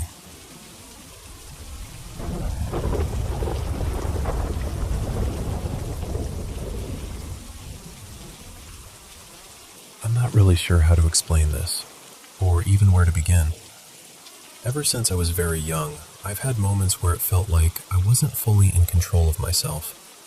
Not all the time, just these sudden, strange breaks where I do something completely out of character, and then come back to myself afterward feeling horrified. One of the earliest times I remember, I was around 5. I suddenly picked up a heavy stick and heard a small animal in the yard. The second it was over, it was like I woke up. I started crying because I couldn't understand why I had done it. It didn't feel like a decision I made. There were other moments too. I'd stop whatever I was doing, grab paper, and start writing symbols or words in a language I didn't recognize. At the time, I thought it was just nonsense. Years later, I looked at some of it again and realized a few marks looked strangely close to real characters and words, some of them connected to dark or religious meanings. That scared me because I had no reason to know any of that as a child. I didn't grow up around those languages, and no one in my family knew them either. As I got older, things didn't really stop. They changed. I started noticing things moving when they shouldn't. Small objects sliding or falling. Sometimes something would be thrown across the room. My bed has shaken for no reason more than once, and I've heard voices when no one was there. The part that makes it harder to dismiss is that other people have seen and heard things around me too. So when I tell myself maybe I'm imagining it, I remember that I'm not always the only witness. The dreams are probably the worst part.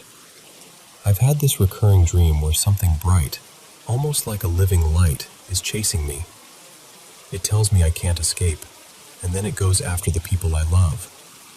Around the same time, my mother woke up screaming from a nightmare where something was trying to take me away. She said when she tried to get up and check on me, something pushed her back down. She felt pinned there, like she couldn't breathe. Another dream stayed with me for a long time. I was trapped in a place that felt like hell, and there was this enormous, demon-like figure hurting me. It kept telling me I shouldn't have come back. Eventually, it let me go. But before it did, it threw me to the ground so hard that both of my legs broke in the dream. When I woke up, my legs hurt so badly I could barely walk for days. The most recent dream was different. I was lying in bed and something was above me, almost like a screen. It showed numbers and letters that kept shifting. When I finally focused on it, I saw a name, Abezethebo. I had never heard it before. There were numbers too, but I can't remember them now. What I do remember is a voice telling me not to forget the information. And there's something else I don't think was a dream. Sometimes I wake up with the feeling that someone is lying on top of me. Not violently, almost gently. I'll feel a hand brushing my hair, and I'll hear soft whispering. The words don't make sense, but the tone feels kind. The voice sounds like the same one from that first dream. I think it sounds like a woman. though I'm not completely sure. I also have dreams about the future sometimes. Not vague ones either. They end up being strangely accurate. I get déjà vu constantly, and there are moments where if I truly believe something is going to happen, it does. I know how that sounds, but it's happened enough that I can't ignore it anymore. The strangest part is that I often wake up from these dreams with bruises, scratches, or pain I can't explain. I'm almost always sick in some way too, like my body is carrying something I don't understand. I'm not saying I know what this is. I don't.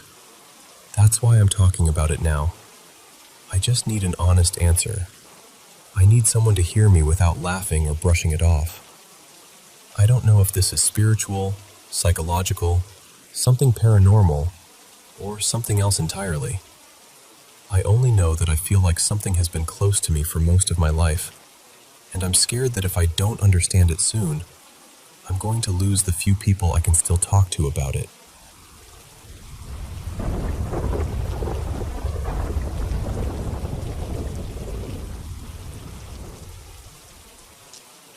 I have lived in the UK my whole life, and I bought this house back in 2001 when I was in my mid-20s. It's not an especially old house, really. I think it was built sometime in the 1960s, so it's not ancient or anything like that. The people who owned it before me were a married couple with 2 children, a boy and a girl. From what I understood, the house had originally belonged to the husband's parents. When I first came to view it, I remember thinking the place felt very tired. The decorating was badly outdated, and the whole house had this neglected feeling to it. Not filthy exactly, but it was obvious that proper cleaning and care had fallen by the wayside for quite a long time, even though the family was still living there. Not too long after I moved in, I ran into the previous owner while I was out shopping. Her name was Linda, or at least that's what I'll call her. We got talking, and it turned out they hadn't moved far at all. They'd gone about a mile away, into a house that had belonged to her parents after they passed. During that conversation, she told me a little about why they had sold the place. One of the reasons stayed with me.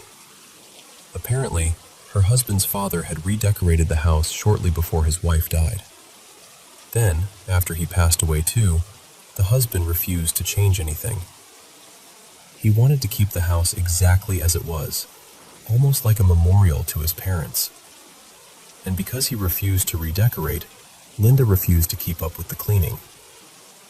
I don't know for certain whether they had all lived there together while his parents were still alive, but I always had the impression they might have. Naturally, once I owned the place, I redecorated the whole house. While stripping wallpaper, I found dates and costs written directly on the walls underneath. A lot of them were from the late 1970s and early 1980s, which made the house feel strangely layered, like it had been keeping little records of itself. For years, nothing unusual happened. Then, sometime around 2014, my ex and I started getting the sense that something wasn't quite right in the house. It was never anything dramatic. No doors flying open, no voices calling our names, nothing like that. It was smaller than that, which in some ways made it easier to dismiss. We'd hear odd noises from the kitchen now and then. Sometimes things seemed to be in slightly different places from where we'd left them. The kitchen light would occasionally flicker on or off. At the time, I explained most of it away. The ground floor is made of floorboards, and there's a gap of about a foot between them and the foundations, so I assumed temperature changes could be causing the wood to shift. The heating system was newer, and I thought the pipes might be expanding and contracting in colder months. The wiring had been done a couple of years before I bought the house, but I wouldn't exactly call the work perfect. The house itself isn't brilliantly built either. The outer walls aren't very square. There's no cavity insulation. And because I live in a small village on a hill in quite an exposed area, the wind can really get around the place. So for a while, I had a neat little explanation for everything. But then came the feeling of being watched. That was harder to explain. Both of us started noticing it.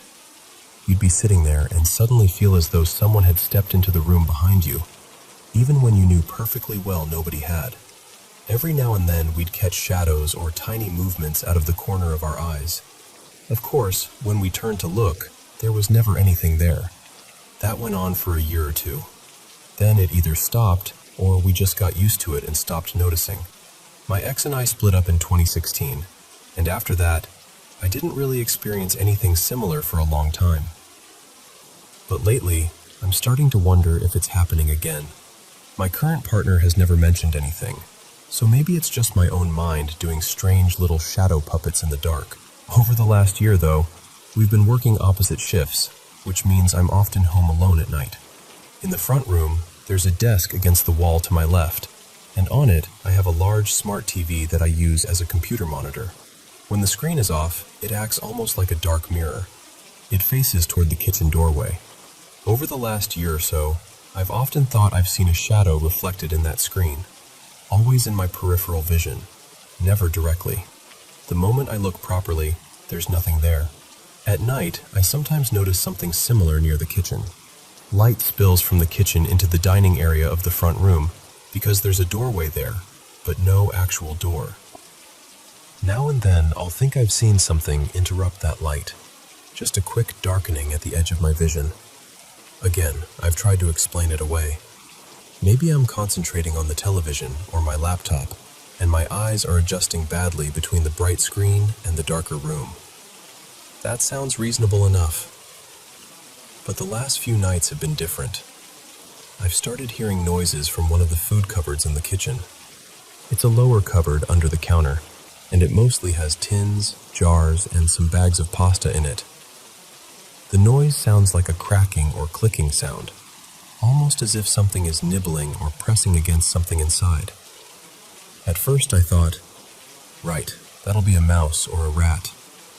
My neighbors keep chickens, and where there are chickens, there are often rats, so it wouldn't be impossible for one to have found its way into the house somehow.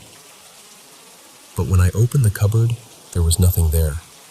No chewed packets, no droppings, no scratching, no scurrying, no sign of anything living in there at all. Just the noise. Then I started hearing something tapping against the metal Venetian blind in the kitchen as well. A small, sharp tapping sound. Not constant, but enough to make you pause and listen. Earlier tonight, the cracking noise started again. As soon as I went into the kitchen, it stopped. I stood there for a while, just listening, and after a bit it started again while I was still in the room. I quickly opened the cupboard, expecting to finally catch whatever it was. There was nothing inside. Nothing that I could see anyway. I am going to put down a rodent trap because that's the sensible thing to do. I'm not leaping straight to ghosts or anything. But I'll be honest, it feels odd. If it's a rodent, why is there no sound of it running away? Why is nothing chewed? Why are there no signs at all? I wouldn't say I'm a firm believer in the paranormal. I've never personally seen anything that would make me absolutely certain. But I do have an interest in it. I've watched paranormal channels online over the years. A lot of them are obviously fake, but I also watch a few where they try hard to debunk what they find. And every so often, they come across something they can't quite explain. So that's where I am with it. Maybe it's a rat. Maybe it's the house settling. Maybe it's my eyes and ears making stories out of ordinary things. But when you're alone at night, and something starts cracking inside a cupboard that turns out to be empty, ordinary explanations don't feel quite as comforting as they should.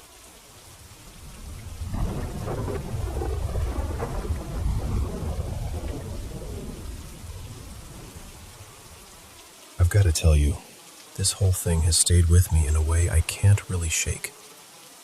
Most of what's happened in our home over the past few years has centered around the hallway. I don't know why that spot exactly, but it always seems to come back to that narrow stretch between the rooms, like something there wants to be noticed. A little while ago, I was coming out of the bathroom late at night, and at the far end of the hall, near my bedroom and my son's room, I saw someone or something, standing there. It looked like a full figure, pale and still, almost draped in this soft, off-white shape. For a second or two, it was completely clear to me. Then it vanished. What shook me most wasn't only what I saw, it was how I felt. I'm not someone who startles easily. I've spent years riding motorcycles, and that teaches you how to stay calm when something sudden happens. You learn to keep panic out of the driver's seat. But this was different.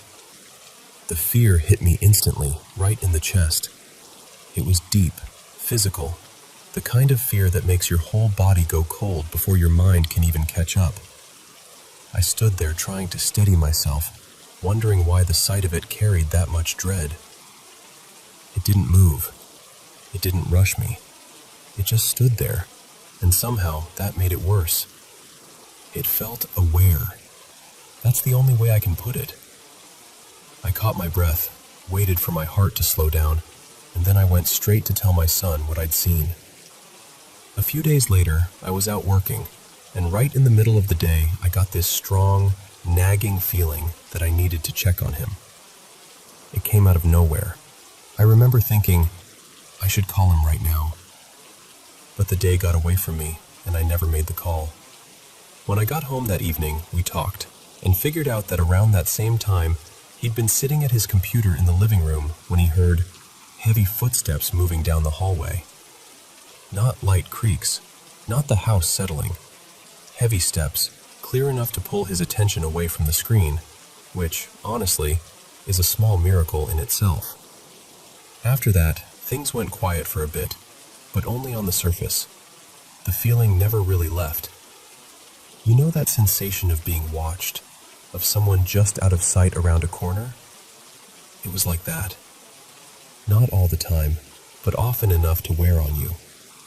Then one evening, I went out to pick up a few groceries. It was dark by the time I got back.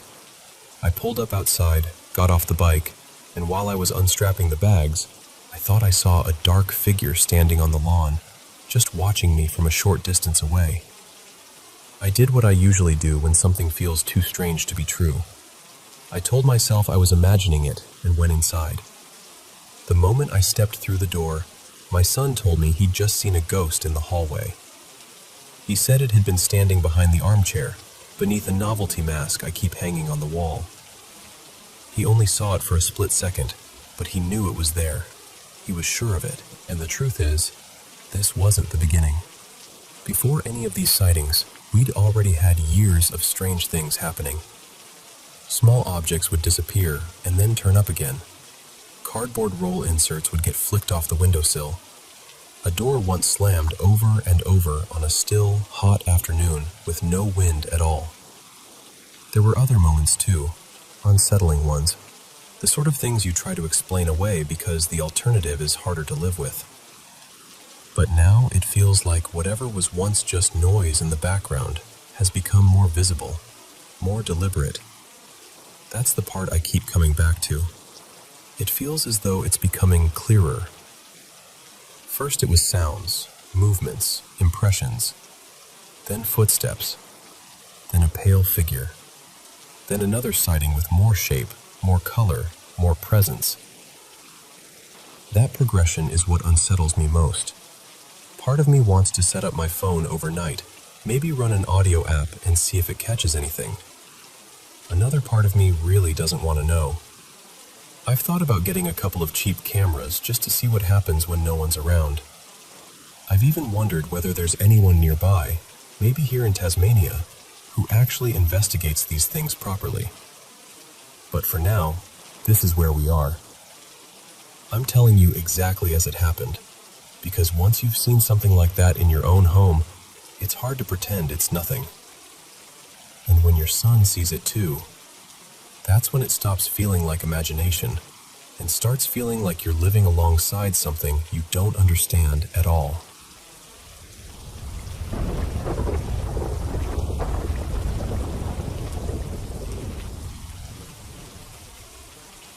I need to tell you about something that's been building for a while, because honestly, I've been trying to brush it off, explain it away, pretend pretend it was stress or bad sleep or just my mind playing tricks on me. But after what happened tonight, I can't really do that anymore.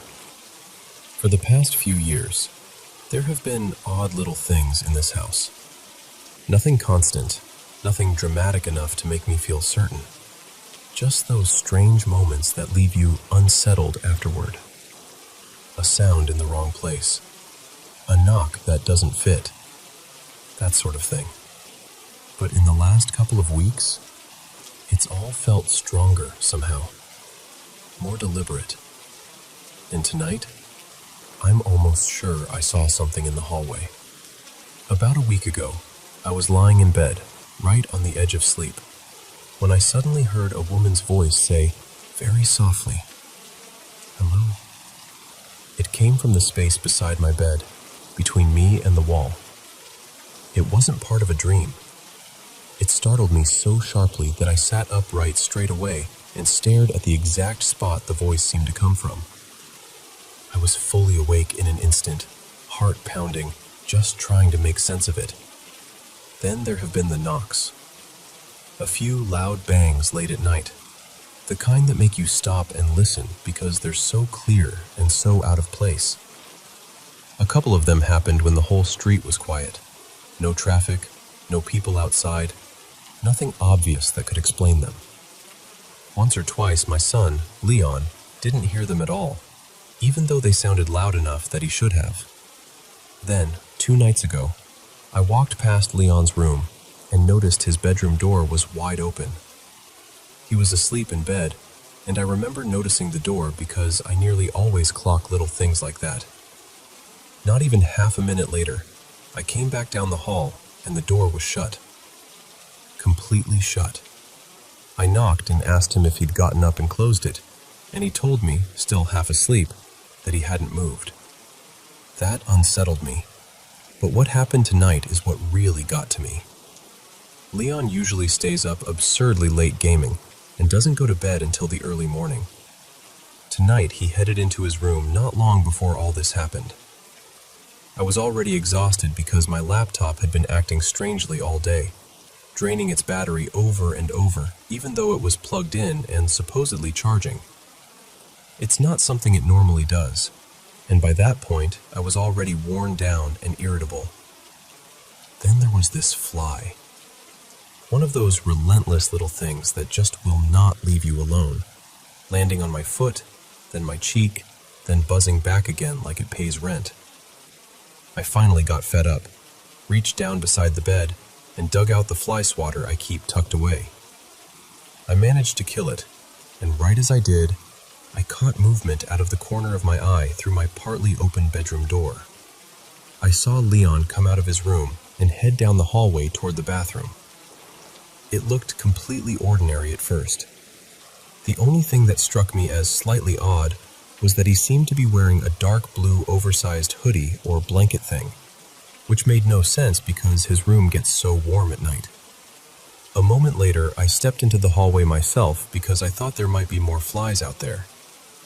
Sure enough, there was another one, and I swatted that too. While I was standing there, I called down the hall to Leon, joking that the fly swatter was doing a better job than bug spray ever could. He didn't answer, but when I opened the door, Leon was there in bed. Not standing up. Not getting settled. Not halfway across the room. In bed. Asleep. Or at least asleep enough that opening the door woke him. And that was the exact moment every bit of confidence I had in what I'd seen just fell apart. Because I know what I saw. I saw someone leave that room and walk down the hallway. I was close enough to recognize the shape, the movement, even what looked like the clothing. And yet my son had never left the bed. I just stood there frozen, and this awful cold feeling washed over me. It hit me all at once that whatever I saw in that hallway was not Leon. And that's what's shaken me so badly. I've tried to be rational about everything else, but this felt different. It felt clear, real. And I honestly don't know how to explain it away anymore.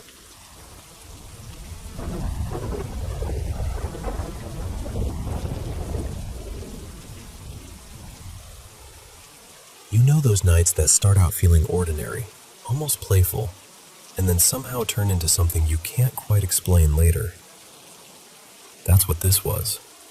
Earlier that evening, around a little after 8, I picked up a girl I've really been enjoying spending time with. I'll call her Maya. We ended up driving around together for hours, just talking, laughing, and taking those quiet back roads that seem to stretch forever at night. We live out in Seminole County, Oklahoma, and if you've ever been through places like that, you know how the dark feels different there. It's not city dark. It's wide open, still, and old. At first, we stopped by a cemetery for a while, mostly just to sit and soak in the silence. Strangely enough, it didn't feel creepy at all. It actually felt calm, almost comforting. But after a bit, we both agreed we wanted something a little more exciting, so we drove out to this old place people around here call Whisper Bridge. Now, I'd been there before, plenty of times actually. Friends, random late-night drives, even once with Maya before. Nothing unusual had ever happened. That's probably why we didn't think much of it when we parked and stepped out. But this time felt different almost right away. The second our boots hit the ground, we both got that feeling. You know the one, where the air suddenly feels heavier and your skin goes tight for no real reason. Neither of us said much at first, because we both felt weird things before, and figured maybe we were just letting the mood get to us. We walked out onto the bridge, stepping carefully over the old metal framework. Off to one side, in the overgrown brush, we heard rustling. It wasn't loud, and honestly, we brushed it off because we'd already seen a possum near the entrance when we pulled up. So we kept going. We stopped for a while and looked over the side. There wasn't much water under us, mostly mud and a thin, sluggish stream because of the summer heat. The night itself was warm, not hot exactly, just one of those late Oklahoma nights where the air clings to you a little. We stood near the middle of the bridge talking, enjoying the quiet, and for a moment it actually felt peaceful. Then we heard it. A sharp little metallic ting. It came from one of the support beams near the edge of the bridge, the kind of sound metal makes when it's been struck just right. We both froze. Then, trying to be rational, we went to check it out. We looked around, listened, and couldn't find anything that should have caused it. No loose chain, no rock falling, no animal bumping into anything. So we tested it ourselves. We tapped the beam with our fingers, and sure enough, it made almost the exact same sound. That should have made us feel better, I guess. Like, mystery solved. Except it didn't. If anything, it made us more nervous, because now we knew the sound had been deliberate enough to notice. We stayed there a little longer anyway, mostly because neither of us wanted to be the first to admit we were getting rattled. We still had that little sense of safety you get when you're not alone, when someone else is standing beside you feeling it too. Then came the part I still can't explain. From the woods nearby, we heard what started as a coyote call. At first, that didn't seem strange. Coyotes are common out here. But halfway through the sound, it changed. Smoothly, naturally. It shifted into something like an owl call, except it wasn't any owl sound either of us had ever heard before. It wasn't right. That's the only way I know how to say it. It sounded wrong in a way that hit me before I could even think. The second we heard it, both of us ran. Growing up in Oklahoma, you hear stories. Old ones. Tribal stories. Warning stories. The kind people don't always say too much about, because even naming certain things feels like inviting them closer. I'm not trying to claim I know exactly what we encountered. Maybe there's a perfectly normal explanation buried somewhere in all of it. But deep down, I don't think either of us believes that's what it was. What I do know is that something about that place felt aware of us that night. And whether it was something spiritual, something natural we couldn't identify, or just one of those moments where the world suddenly feels much stranger than you thought, it stayed with me. I've had other experiences before, some gentler, some even comforting in their own strange way. This one wasn't like that. This one felt like a warning. Anyway, that's the story. I'm still turning it over in my mind, still wondering what exactly we heard out there on that bridge. But I can tell you this for sure. I've been there before without a second thought, and I don't think I'll ever walk onto it that casually again.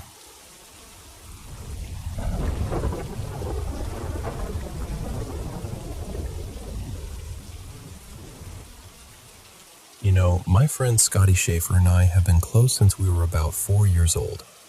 We're both pushing 40 now, and even though life has done what life always does, moved us to different states, gave us wives, kids, jobs, all the usual chaos, we still make time to fish bass tournaments and go hunting together a few times a year. We've always shared gear, stories, and probably too many bad decisions. One thing we never agreed on, though, was the whole idea of ghosts and the afterlife. Scotty always believed there was more out there. I was the one who rolled my eyes and came up with practical explanations for every strange thing he ever told me. That was just our rhythm. So this happened during tournament season last spring. I had to miss one of the events because I was working late at the hospital during my pharmacy rotation.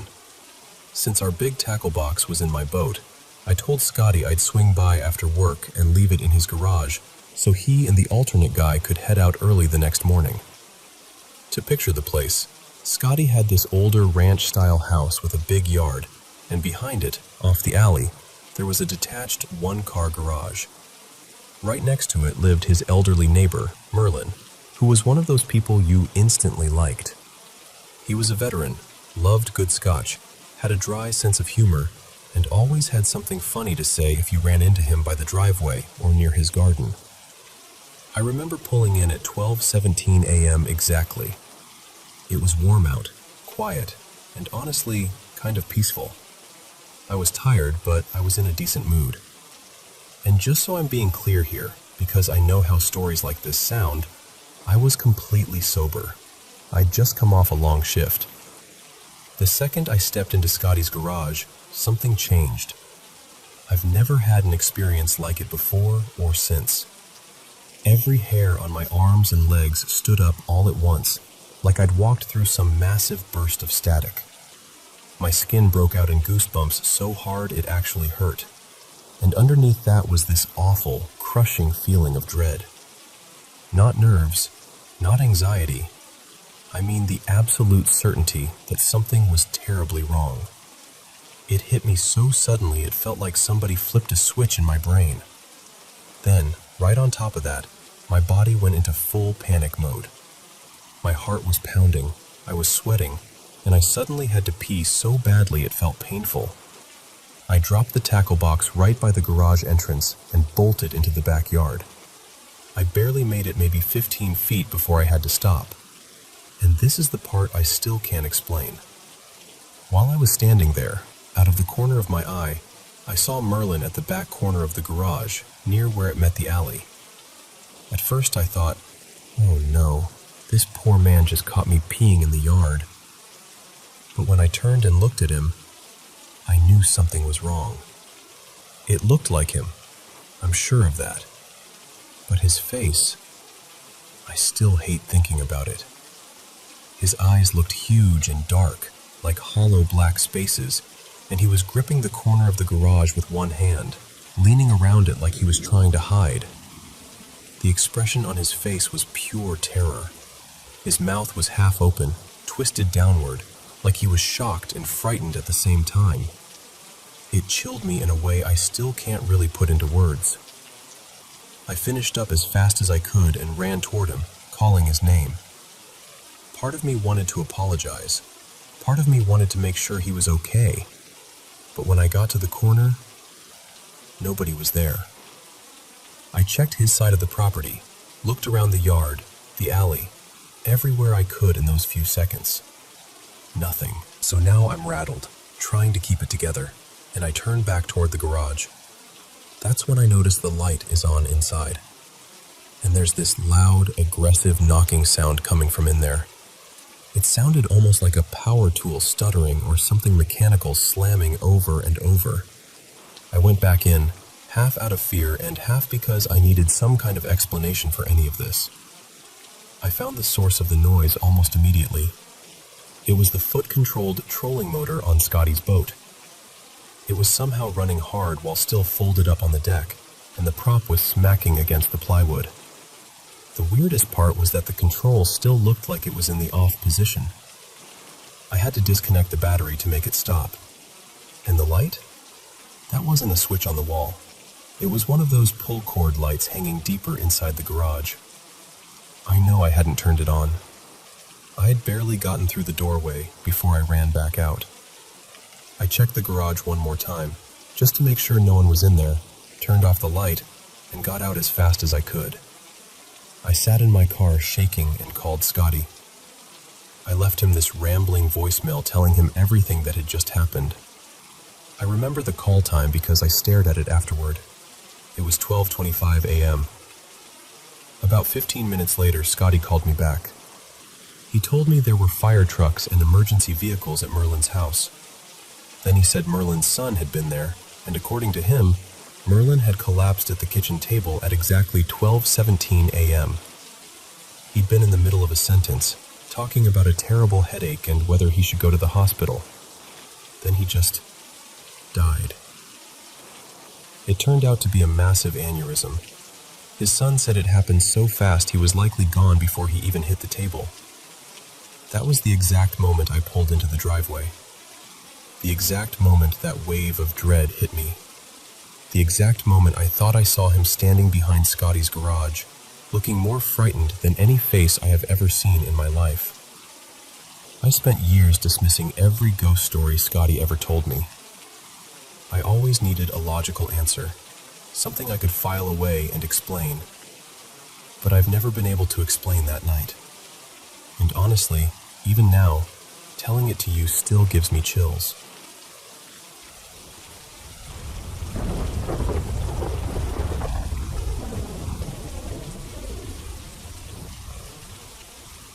So, I want to tell you about something strange that happened to me and my friend last week at the St. James Hotel in Red Wing, Minnesota. Not the one people always mix it up with, but the historic one. The old hotel that's been standing there since the 1800s. It's gorgeous, honestly. Very elegant, very old-fashioned. The kind of place that feels charming the second you walk in. When we arrived, everything seemed normal. We checked in, grabbed our bags, and stepped into the elevator to go up to our room on the second floor. I clearly remember pressing the button for 2. We stood there waiting, talking casually, and then the doors opened. But instead of the second floor, we were on the third. I turned to my friend right away and asked, "Didn't you see me hit the second floor?" She looked just as confused as I felt, and said the only button she saw lit up was for the third floor. That immediately threw us off. We didn't get out, just stood there staring. The hallway looked wrong. The walls had this dark patterned wallpaper, kind of burgundy and navy with an old Victorian style to it, and the lighting was so dim it made everything feel heavy. Not just dark, but unsettling. It was like the whole floor had this stale, eerie feeling that pressed in on you. We kind of laughed it off at first because what else do you do when something weird happens and you don't know what to make of it? I pressed the second floor button again, and this time the elevator took us where we meant to go. When the doors opened, the second floor had a similar old-fashioned look, but it felt more normal. The lights were brighter, and there was a large mirror along the wall that made the hallway feel more open. So we went to our room and tried to settle in. Later on, I told my friend I wanted to go back up and explore the third floor. I had read before our trip that people say that floor is especially active, and that room 310 is tied to a spirit named Clarissa, whose presence is still felt there. My friend was not thrilled by the idea, which, honestly, fair. But after I kept insisting, she finally agreed to come with me. This time, before we got into the elevator, I pulled out my phone and started recording. I wanted proof in case anything happened again. The elevator went up. The doors opened. And both of us just froze. The walls were white, not patterned, not dark, not Victorian looking at all, just plain white walls. I remember staring and feeling my stomach drop because I knew what we had seen the first time. My friend knew it too. We both started panicking a little, trying to make sense of it, whispering to each other like somehow speaking too loudly would make it worse. We got back into the elevator and checked another floor, thinking maybe we'd mixed something up. But that hallway also had white walls. We even tried another button, but the elevator wouldn't go where we wanted, so we went back to the third floor one more time just to be sure. Still white walls. At that point, we rode back down to our floor completely shaken. We just stood there in the hallway talking in circles, trying to explain something that neither of us could explain. We both knew we had seen that darker wallpaper before. We both felt how strange that floor had been the first time. And yet, when we went back with my phone recording, it was like that version of the hallway had vanished. I know how unbelievable it sounds. I get it. But when you're standing there with someone else who saw it too, and both of you know what you experienced, it stays with you. Even now, I can still picture that first hallway in my mind, dim and unnervingly still, like we briefly opened the door to somewhere else.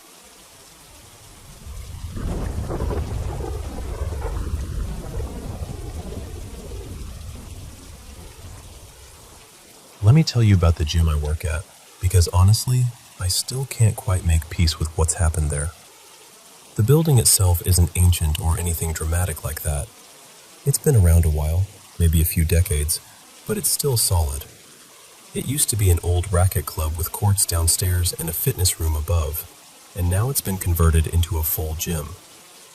You can still see traces of what it used to be, especially in the downstairs weights area where the old court markings and wall angles are still visible. The pool, showers, and changing rooms are tucked off a side corridor, and the rest of the gym sits upstairs beyond this open wooden staircase. During the day it feels completely normal, familiar even. But at night, it becomes something else. There have been a few moments that really got under my skin. The first one happened maybe 5 months ago. I had already been home for a while when my manager called and said one of the alarms had gone off at the gym. I lived closest, so I went back to check it out. When I got there, I found the issue pretty quickly. One of the poolside doors hadn't latched properly. Before fixing it, I did a full sweep of the place, just to be safe. Reception was empty. Upstairs was empty. The women's changing room was empty. I went through to the pool area, shut the door properly, checked the plant room, checked the men's changing room, and glanced into the weights area too. Nothing. No one. Then, as I was heading back toward reception, I heard someone shout behind me. Not angry, not panicked, just like someone calling out casually to another person across the room. At the same time, I caught this dark shape in the corner of my vision, and then I heard the men's showers come on. I ran straight toward the sound. Adrenaline does that to you, I suppose. But when I got there, everything was exactly as I'd left it. No movement, no footsteps, no doors swinging. No one could have slipped past me without being seen. The corridors are too narrow, the layout too tight. I was completely alone. Then a couple of nights later, 2 coworkers had their own experience during closing. They'd checked every section properly, made sure all the members were gone, and started shutting things down at reception. That's when they heard voices coming from down the corridor, and then the sound of locker doors banging shut in the men's changing room. So they called out, thinking maybe someone had been missed. It happens. People linger. But when they checked, there was nobody there. They walked back toward reception, and just as they got close, they heard it again. Same voices, same locker noise, same empty room when they checked. They locked up fast after that and got out. Then there was the one that happened to me and another coworker on an afternoon close. We'd done everything by the book. Cleared the building, shut the doors, put away the tills, tidied the weights so carefully that there was nothing left loose on the floor. And then we heard this loud metallic clang from the downstairs weights room. You know that sound when someone re-racks a heavy barbell or drops a plate onto a machine? It was exactly that. Sharp, heavy, unmistakable. We both knew it instantly. We went down right away, because what else do you do when your brain still wants reality to behave itself? But the room was empty. The fire doors were secured. No plates had fallen. No bars were out of place. Nothing looked disturbed at all. We just looked at each other, silently confirming that yes, we had both heard the same thing. And then we left. On the way out, we heard voices again. This time, neither of us bothered checking. And those weren't even the only incidents. There were also the taps. One of our cleaners was working alone one evening and filled a bucket from the hot tap in the little kitchen area, same as she always does. A few minutes later, she heard water running again and went back in to find both taps blasting full force. She never uses both and never turns them up that high because they splash everywhere. It's possible she made a mistake, obviously. People make mistakes all the time. Still, it rattled her. Another time, one of my coworkers heard a tap running during final checks and eventually tracked it down to a locked cleaning cupboard. No members in the building. No cleaner on site yet. Just water running behind a locked door for no reason anyone could explain. Then there was the fire door in the plant room. That one really got me. A coworker was doing routine checks in there. The door is heavy, coated, and designed like it belongs in a bunker. We usually prop it open while we're inside. He was standing there, facing it, when it slammed shut. Not drifted shut, not slipped quietly off the prop. Slammed. Hard. That door does sometimes fall off the stopper, but when it does, it closes gently and usually doesn't even latch. This time it hit like someone had shoved it. We've had a few reports from members too, which somehow makes it worse. One man was training alone late in the weights area and saw a shadow move past the doorway into the next room. He thought it was a staff member coming to tell him it was closing time, so he waited. No one came.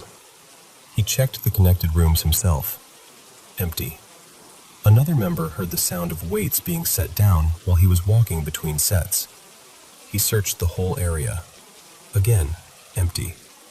And one man in the changing room heard voices, turned the corner expecting to find someone speaking to him, and instead only saw a locker door slowly swinging open by itself.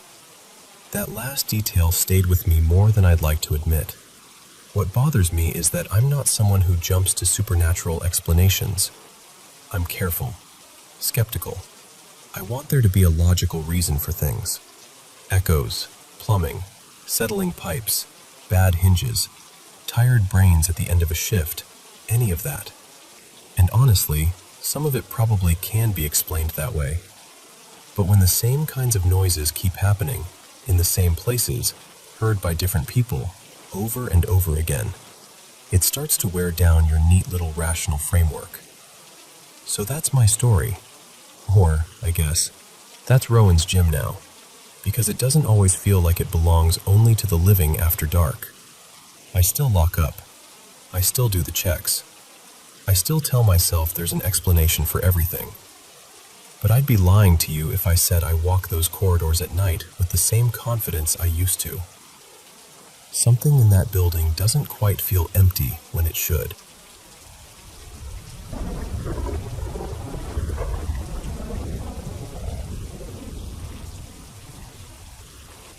I need to tell you about a place I used to work, because to this day, I still cannot explain what was happening there. It was a small shop, and from the beginning, it felt off. Doors would open and close on their own. Items would get moved around when nobody had touched them. More than once, I heard knocking on the bathroom door, even though I was the only person in the store. One night, the security camera was somehow turned upside down after closing. We checked it later, and the only way to move that camera was to physically lift it and reposition it. It was not something that could just shift by itself. One evening, I was alone closing up when I felt something grab me from behind. I spun around immediately, but no one was there. Another night, I heard a loud crash in the gift room at the back of the store. When I went to look, a glass cross had been flung clear across the room and shattered on the floor. It had moved way too far to have simply fallen. My coworkers and I eventually started calling whatever it was, Errol, half joking, half not. A lot of strange things happened before the owners finally brought in a paranormal team. They said they made contact with several different entities, and because the owners were deeply religious, they had the whole store and property blessed afterward. Things did calm down a little after that, but they never completely stopped. The last thing that happened before I quit is still one of the clearest memories I have. I was alone again, closing the store. I knelt down to grab something from a cabinet, and I suddenly felt, and even saw, a dark figure lean over me. I thought someone had come up behind me, so I turned around fast, but there was nobody there. A little while later, I saw a shadowy figure moving through the aisles toward the walk-in fridge. I followed it, thinking maybe someone had somehow gotten into the store. I even stepped into the fridge to check. I had left the heavy door open behind me, and that door never moved unless you pushed it hard. I went all the way to the back, found no one there, and then the door slammed shut. A few months later, I moved to another town for school and stayed with a relative. My room was large, with its own bathroom and a walk-in closet. I always kept the closet door open because I had a mirror hanging on it. After I had been there a while, I started noticing what looked like a shadow standing inside the closet. Sometimes it even seemed to have reddish eyes. I kept telling myself I was tired and imagining it. Then one night, while I was driving home from work, I felt one of my braids get tugged sharply downward. I panicked and pulled over at a gas station as soon as I could. I searched the whole car, convinced for a second that someone had to be hiding in there, but there was no one. I even tried to explain it away by thinking maybe my hair had caught on the seatbelt, but it did not make sense from the side it was pulled. After that, the bathroom door in that house would open and close by itself. Lights would switch off right in front of me, not just go out, but the actual switch would move. Months later, after I graduated, I moved again for work and lived with roommates. They had a wall covered in crosses, and one day, one of them flew off and shattered on the floor in front of us. The bathroom door there also opened and closed on its own. Today, I decided to try speaking to whatever this is, instead of just being afraid of it. Over several nights, these were the words I heard. Don't force the arrangement. The realizations are deserted. Don't run again. Rejection is waiting for you. Then, in what sounded like a child's voice, I heard, Hallelujah, Candy, Lila. Another night, I said, I'm here, and I'm listening to what you have to say. And it answered, Here to say. I said, Yes, I'm here and listening to you. It said, Yes.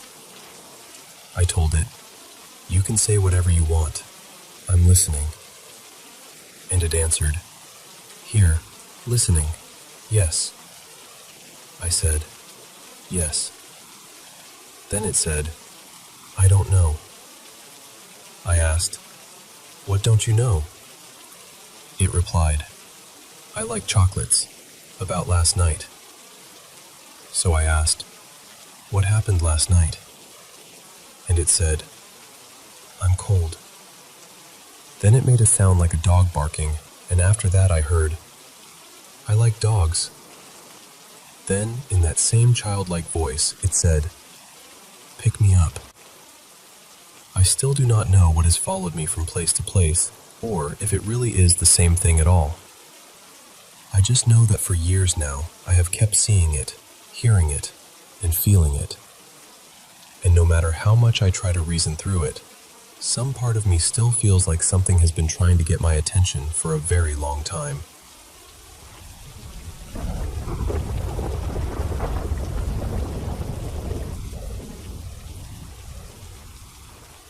I wanted to share something that's been sitting with me for a while, because honestly, I still can't fully explain it. My husband and I moved into our first house in September last year, and it was such a special milestone for us. It's a brand new build, so no one had ever lived here before, which made me feel pretty at ease from the start. The house has always felt calm and comforting, never heavy or unsettling. A few weeks after we settled in, we lost our sweet cat after a long battle with cancer.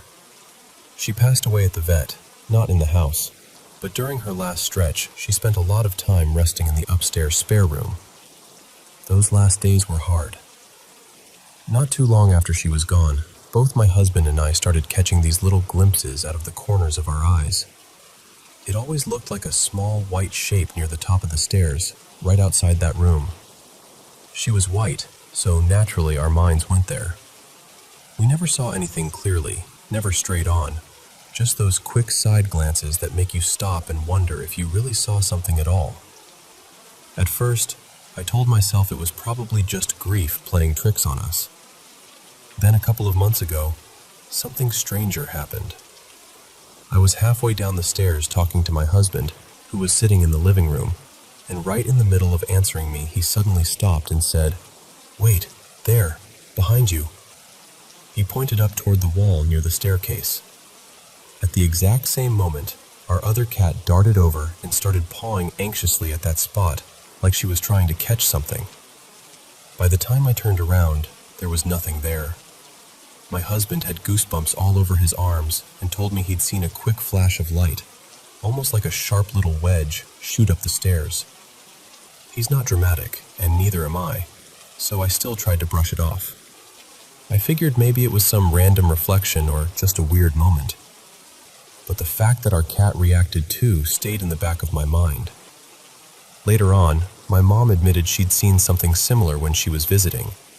She said she noticed a strange reflective light near the top of the stairs one afternoon, but she kept it to herself because she didn't want to scare me. Even then, I didn't let myself lean too far into it, mostly because I hadn't seen it with my own eyes. Until I finally did. A few nights ago, I was sitting on the couch reading while my husband was nearby playing a game. I happened to glance up toward the window shades, and suddenly, this flash of light appeared. It hovered there for maybe 2 or 3 seconds. It didn't look like normal light to me. It had this curved shape, almost like a crescent or a bent wing, and it seemed so distinct that I just froze. Then I looked at my husband, and the second I saw his face, I knew. It was the same thing he'd been trying to describe before.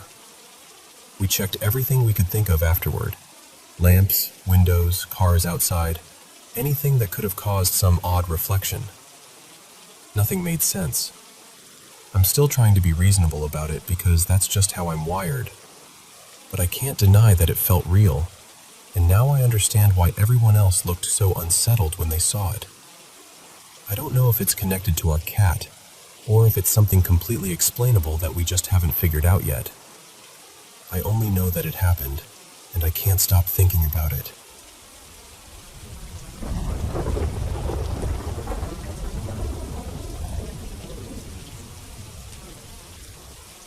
I honestly need help, because I'm not sleeping, and I'm starting to feel afraid in my own home. For the past few weeks, I haven't been able to sleep in the dark, and the strange part is, I'm not someone who normally believes in anything supernatural. Neither is my husband. We've always been the kind of people who try to find a logical explanation for everything. But after everything that's been happening in our house lately, I don't know what to think anymore. It started with our smart speakers. They keep turning on by themselves and playing songs nobody in our house ever listens to. The only way they should activate is if someone taps them or uses the connected phone, and only one phone is linked to the system. More than once, the speaker in our bedroom has started blasting music in the middle of the night, like around 2 or 3 in the morning, at a volume we would never even use. One night, a friend was over and said she heard footsteps upstairs when no one else was up there. We went to check, and there was nobody there. But the kitchen speaker had started playing music on its own again. Then there was the laundry room. A stack of hampers and plastic bins suddenly crashed over all at once. No one was in there. Nothing had bumped them. Later, we even tried setting them up the same way to see if maybe they were just unstable. But we couldn't get them to fall like that unless someone physically shoved them.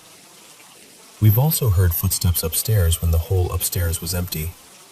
We've heard cabinets shutting too, like someone was moving around in the kitchen when no one was there. One of the moments that really shook us happened to my husband. He was already in bed one night before I came upstairs, and he said he felt something moving across the mattress beside him. Not just a vague feeling, but actual pressure, like footsteps pressing into the bed. He told me he stayed still for a minute because he was scared, but also trying to make sense of it. He said whatever it was seemed to get closer and closer until it was near his face. The second he turned on the lamp, it stopped. When he switched the light back off, he said he felt it again. Another weird thing happened when a friend was at our house. She unlocked her car from inside, left her keys on the counter, and walked outside to grab something. Just as she got close to the car, it locked itself and the headlights flashed. Her car is older and definitely does not auto-lock like that. Then there was the front door. My husband unlocked it to let someone in, then went back upstairs. By the time the friend reached the door, it was locked again. Not just locked, but deadbolted. We never used the deadbolt during the day, so that really freaked us out. We've had lights flicker in random rooms too, and there doesn't seem to be any clear reason for it. And the thing I keep replaying in my head happened one night when we were driving home. I looked toward the front of the house and could have sworn I saw a figure standing in the window. At the time, I told myself I was just tired or imagining things. But after everything else, I can't brush it off so easily anymore. I just know I can't keep living like this.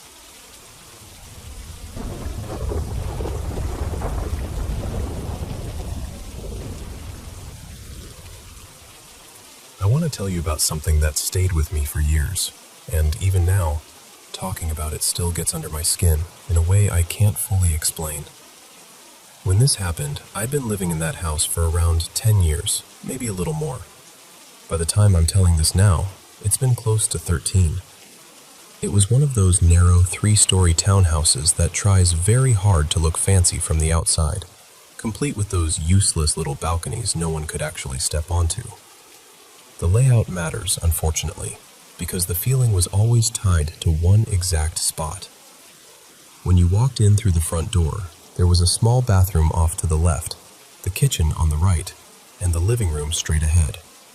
Just beside that first bathroom, the staircase started. From the bottom, if you looked up, you could see a section of white painted railing near the upstairs bathroom door.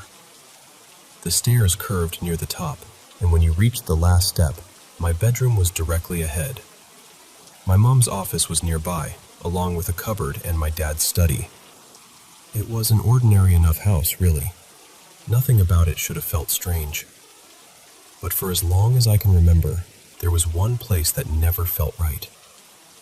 A few years after we moved in, when I was still pretty young, I started feeling this presence at the top of that first staircase. Not just once in a while, not only at night, but constantly. It always seemed to be standing near the upstairs bathroom door, just beyond the railing, as if it were leaning slightly forward and looking down. Sometimes it felt distant, almost blank, like it was there without really noticing me. But most of the time, it felt focused, intentional. Every single time I came out of my room, I'd glance toward that spot without even thinking about it. I'd start down the stairs feeling mostly normal, but the second I hit that curve and my back turned toward the landing, the feeling would come over me. That unmistakable sensation that something was watching me. Not imagining it, not just being nervous. Watched. And it worked both ways.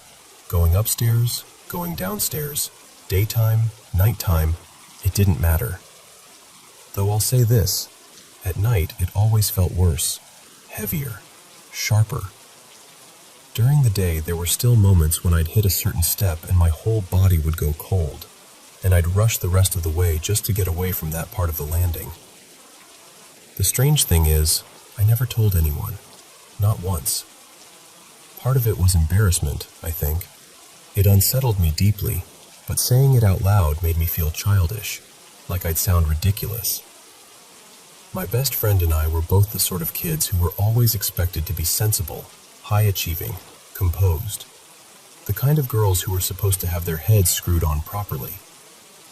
And even though, logically, I knew feelings aren't stupid, I still couldn't bring myself to say, something at the top of my stairs feels wrong. My best friend, I'll call her Jamie, used to stay over a lot when we both had free time. On the night I'm thinking of, we were probably 15, maybe 16, somewhere around then. We were having one of those really ordinary, happy evenings, talking nonsense, laughing, baking cookies, finishing the takeaway we'd ordered, cutting up fruit, half watching films in the living room. Just normal teenage stuff. She said hi in this oddly drawn-out way, and I answered, not thinking anything of it. Then she looked at me with this expression I still remember so clearly. She was half smiling, half frowning, like she already felt silly for what she was about to say. And then she said, very casually, "Mara, do you ever get the feeling that someone's watching you from the top of those stairs?" I froze. I mean, completely froze, because I had never said a word about it to her. Not hinted at it, not joked about it, nothing. And suddenly there it was, spoken out loud by someone else, the exact thing I had been carrying around in silence for years. I remember feeling two things at once. Absolute terror, just this cold shock right through me. But also relief, real relief. Because for the first time I knew it wasn't only me. I wasn't alone in it. I wasn't imagining something out of nowhere. Jamie told me she'd felt it before too, more than once, always in the same place, always around that landing near the bathroom. And when she described it, it matched what I'd been feeling all along. Same spot, same sense of being watched, same awful energy. Even now, telling you this, I get emotional in a way that's hard to put into words. It's not just fear, though there's definitely fear in it. It's something deeper than that. The whole thing, the years of feeling like there was something standing there, something maybe angry, maybe hostile, has stayed with me in a very profound way. I still feel it sometimes, and I still look at that spot, every single time.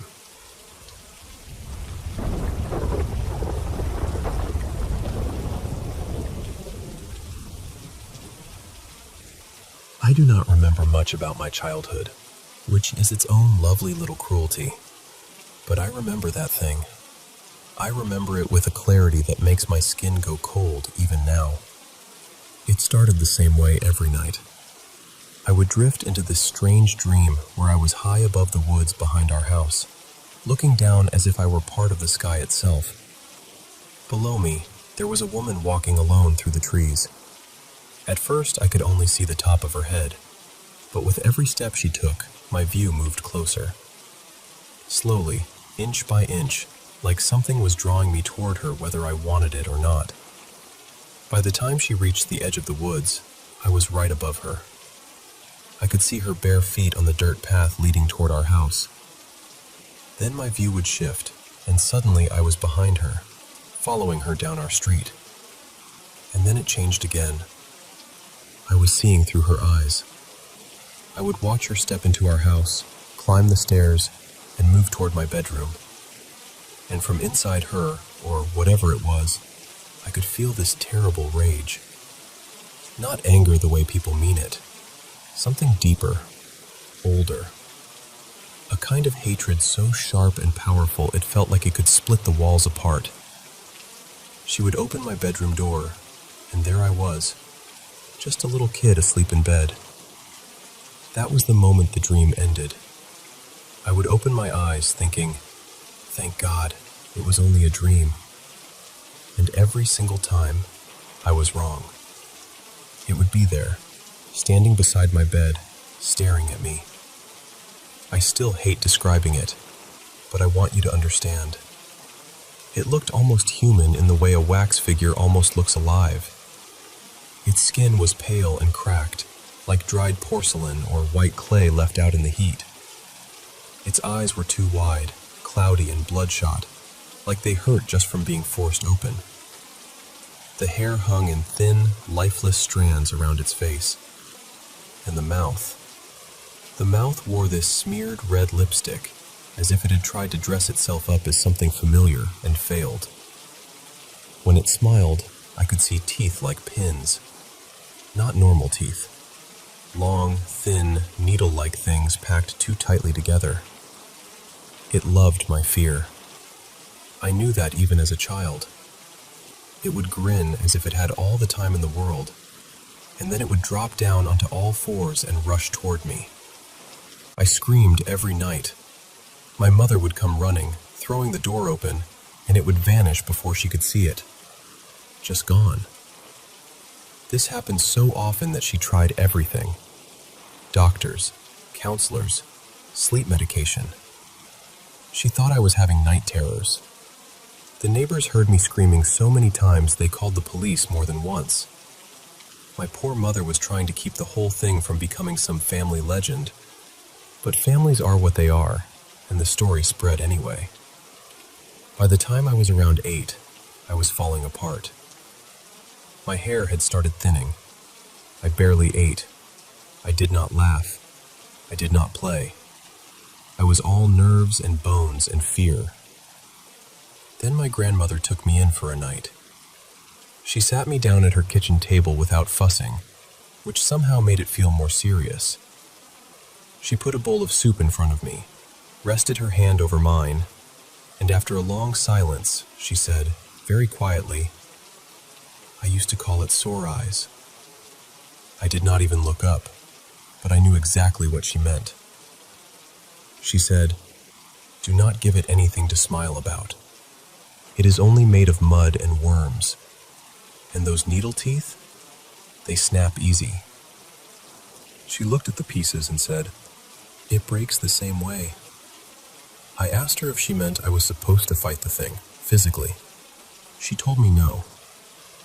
Then she explained it in a way only grandmothers can, as if she were telling me how to mend a shirt or salt a stew. She said that if I did not let it smile, it would break all on its own. The teeth sat too tight in its mouth. The eyes would swell. The whole thing would come apart.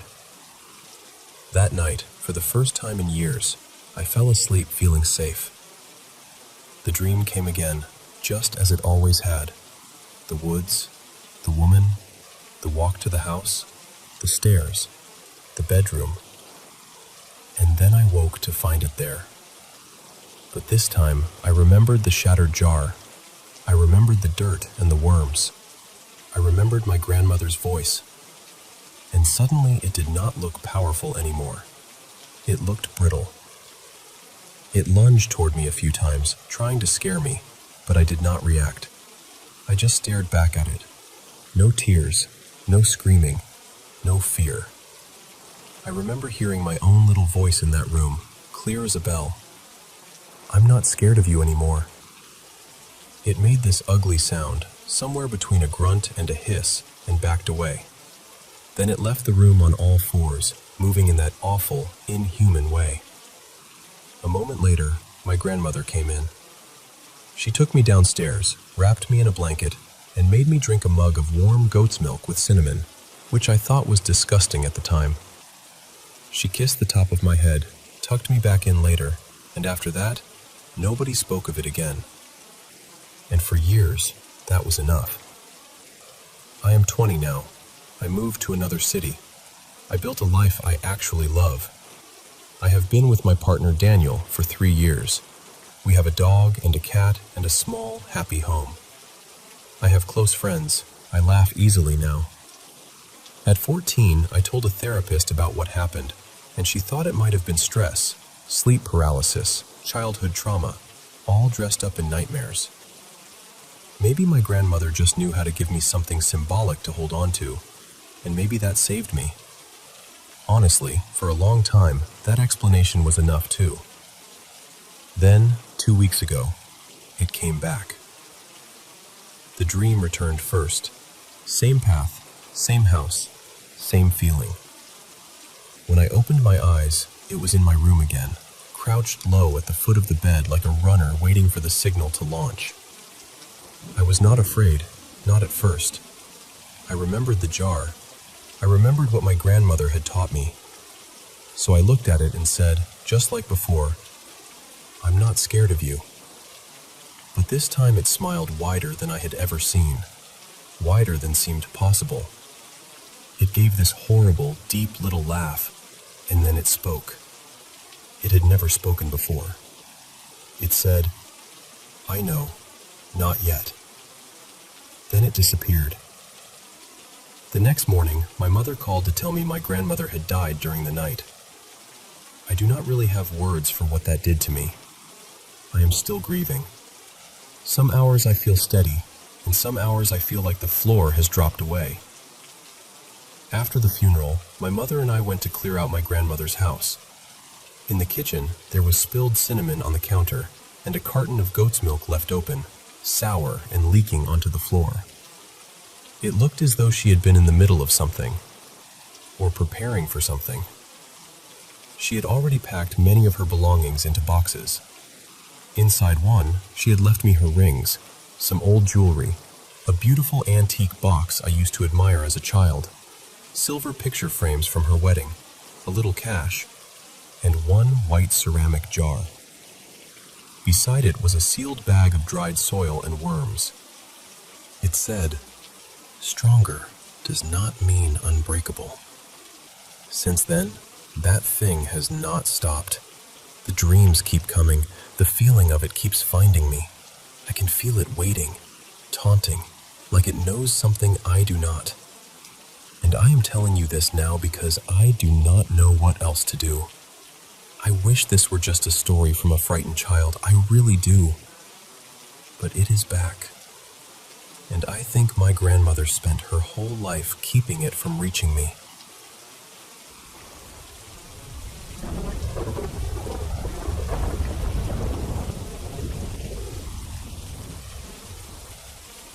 I work nights at a small hospital in a quiet town called Willow Creek. It's the kind of place where a lot of older people come to spend their final years in peace. Most nights are simple. I clock in, get assigned a room, sit with a patient, and make sure they're comfortable and safe. A lot of the time, if they're sleeping, I'm just keeping watch while a video plays quietly on my phone. Easy work, at least on the surface. At first, nothing about the job felt unusual. Then one night, I was sitting with a patient who had been drifting in and out because of his medication. Out of nowhere, he looked at me and asked, very seriously, if I could hear the tapping. I took off my headphones and listened, but I heard nothing. He looked terrified. When I asked what he meant, he said someone was tapping on the window. We were on the second floor. There was no balcony, no ledge, nothing that would explain it. I told him I didn't hear anything, but he kept staring toward the glass like something was really there. A nurse eventually came in, calmed him down, gave him something to help him sleep, and the room went quiet again. The strange part was that it didn't happen just once. It happened again the next night, and the night after that. Always the same thing. He would hear tapping at the window, ask me if I heard it too, and panic when I said no. Not long after that, he passed away. I didn't think too much about it at first. In a place like this, death is sad, but it isn't rare. A few days later, I was called in again for another overnight shift. This time, I was assigned to an elderly woman who had just been admitted because her family could no longer care for her around the clock. She had dementia and drifted in and out of different memories. One minute she was telling me about being a girl in her family's garden, and the next she thought she was back in her own bedroom asking me to turn off the lamp. She was sweet, gentle, and easy to sit with. Around 2 in the morning, she woke up suddenly and sat straight up in bed. That alone startled me, because she'd been too weak to do that on her own earlier. She pointed toward the window and asked me, in this trembling voice, "What is that?" I turned and looked. Nothing. So I asked her what she saw. She said, "He's tapping. He wants me to open the window." The fear in her face was immediate, real. She started trying to climb out of bed, even though she'd already been given medication to help her sleep. She was in no condition to walk, and the nurse had to come in and sedate her before she hurt herself. By morning, she was gone. After that, I couldn't shake the feeling that something wasn't right. 2 different patients, different backgrounds, different conditions, different rooms, and both of them saw the same thing. Since then, I've kept doing my job, sitting through long nights and hoping no one else mentions the window. Tonight, though, something felt wrong from the moment I arrived. The hospital was unusually busy. Everyone seemed tense. Even one of the doctors made an offhand comment about the moon looking strange lately, like that explained the heaviness in the air. I'm not really someone who buys into things like that, and I try not to judge what other people believe, but still, the whole place felt off. My patient tonight was an older man named Harold. He had dementia too, but he was calmer than most and more aware than some of the others I've cared for. He'd also just had surgery, so by the time I started my shift, he was heavily sedated and resting. I settled in the way I always do, put on a video, opened a bag of snacks, cracked an energy drink, and got ready for a long night. Then, around midnight, the room turned freezing cold. That didn't make any sense. A little later, I started hearing footsteps in the hall. At first, I ignored them. Nurses are always moving around at night, especially when the floor is busy. Then, out of the corner of my eye, I thought I saw someone walk into the room and reach toward the sink, like they were grabbing gloves or supplies. I turned to say something, expecting to see one of the staff. No one was there. I told myself I was tired. That's what I still wanted to believe. Night shifts do things to your eyes and your nerves. But then, as I turned back toward my chair, I looked at the window and saw what looked like the reflection of a person standing in the hall behind me. I just stared at it. I know that sounds ridiculous, but in that moment, I didn't know what else to do.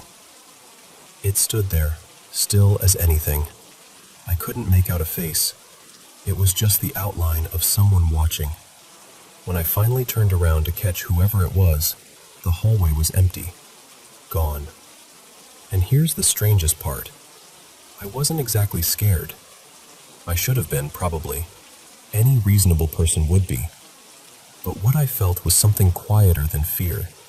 More like the sense that I was sharing the room with something that didn't belong here, but also wasn't there to hurt me. It felt present, watching, waiting. That's why I'm telling you this now, because I don't know what that thing is. I don't know whether it's some kind of ghost or grief or the mind playing tricks in a place where death visits often. I only know that 2 dying patients saw someone tapping at the window, asking to be let in. And tonight, for the first time, I think I may have seen it too. And now I can't stop wondering whether it's just passing through or whether it's been waiting there all along.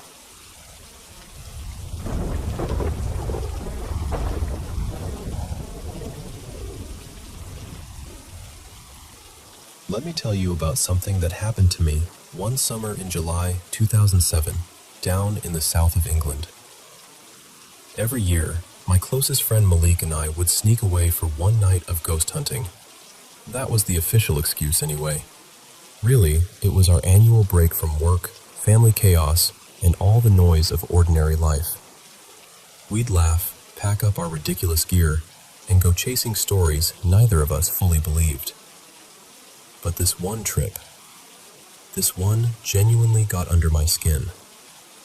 We'd done a bit of digging beforehand and decided to head out to a lonely stretch near Oxney Bottom, along the road between Deal and Dover in Kent. Before setting off, we stopped at a local pub for dinner, had a pint each, and mapped out where we wanted to walk that night. Now, whether it was because of all the equipment we were carrying, or because we obviously weren't locals, the barman suddenly looked at us and asked, "You two here for the ghost then?" We sort of smiled and admitted we were, and that was enough.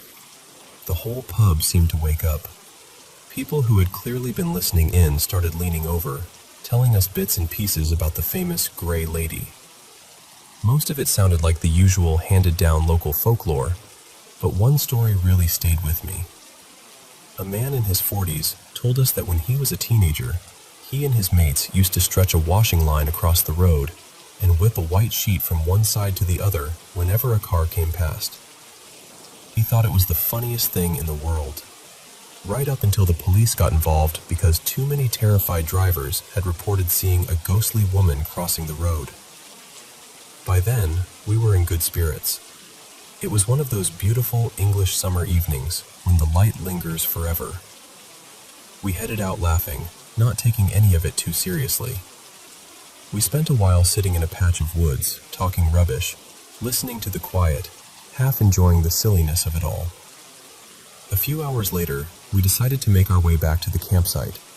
But just before leaving, we spotted a gravel track leading off the main road and thought, why not take one last look? There was still a faint glow in the sky, but under the trees it was properly dark. That's when I noticed it. Up ahead, maybe 20 yards away, I saw what I can only describe as a pale, white shape, almost like a narrow, human-sized column of mist. Not solid, not exactly floating, but there. What was strange was that I didn't feel frightened at first. I honestly thought there must be something smeared on my contact lens. I blinked hard a few times, even rubbed at my eye, but the shape stayed exactly where it was. I said, "Malik, can you see that?" He was looking off in another direction and just said, "See what?" I turned back and it was gone. So we kept walking. Then, a moment later, I saw it again. This time, it was closer to the path, moving at a slant, almost as if it was about to cross in front of us. Again, I tried to reason it away. Dirt on the lens, a trick of the light, low mist, anything sensible. And then Malik suddenly yelled, "What the hell is that?"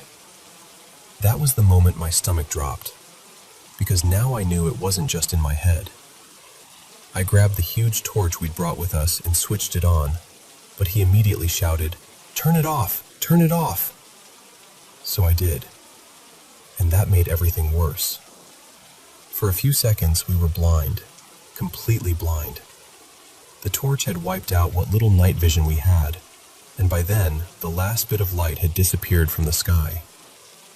We were swallowed by darkness so thick it felt like it had weight. I remember standing there, barely breathing, listening to Malik breathing hard beside me. Eventually, our eyes adjusted, and somehow, reluctantly, I agreed. We carried on up the hill until we came across 3 people, a man and 2 women, very much real and very much alive. We told them what we'd just seen and asked what on earth they were doing out there at that time of night. They said they were paranormal investigators. Apparently the area had quite a reputation, and they were there to do some sort of vigil. I remember thinking they seemed serious to the point of being unsettling. They were doing little rituals, talking about energies and cleansing the space. We left them to it and started the long walk back to our campsite, which was a couple of miles away. Every dark patch of trees, every rustle, every shadow had us on edge after that.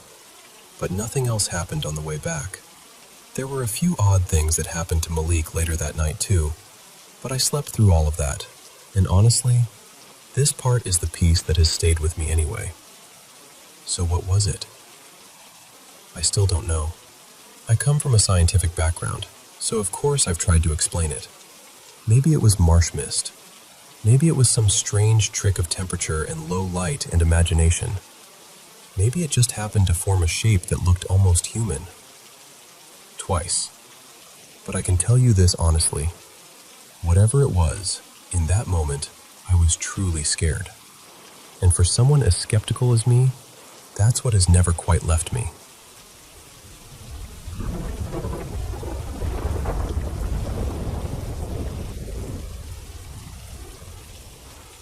If you're listening to this, I want you to picture me as a young mother back in 1999, living in a 2-bedroom apartment with my husband and our little boy, Tobin. He was about 3 then. We'd already been there a couple of years, but that apartment always felt wrong somehow. Heavy, unfriendly. Like the air itself was carrying something I couldn't explain. Not long before all of this began, my husband left and asked for a divorce. Looking back, I've always felt like moving into that apartment was the start of everything falling apart for us. After he left, I started noticing this awful feeling that I was never really alone. Even when my son wasn't home, it felt like someone was there with me. I'd catch myself saying, "Hello?" into the silence, like an idiot, half joking and half hoping I was wrong. Sometimes I'd get chills so suddenly they made me stop in place. At first I told myself it was grief, stress, loneliness. You know how badly the mind wants to explain things away. Then, it started happening with my son. Like a lot of toddlers, he hated naps. One afternoon I laid him down, and he was fussing and fighting sleep the way little kids do.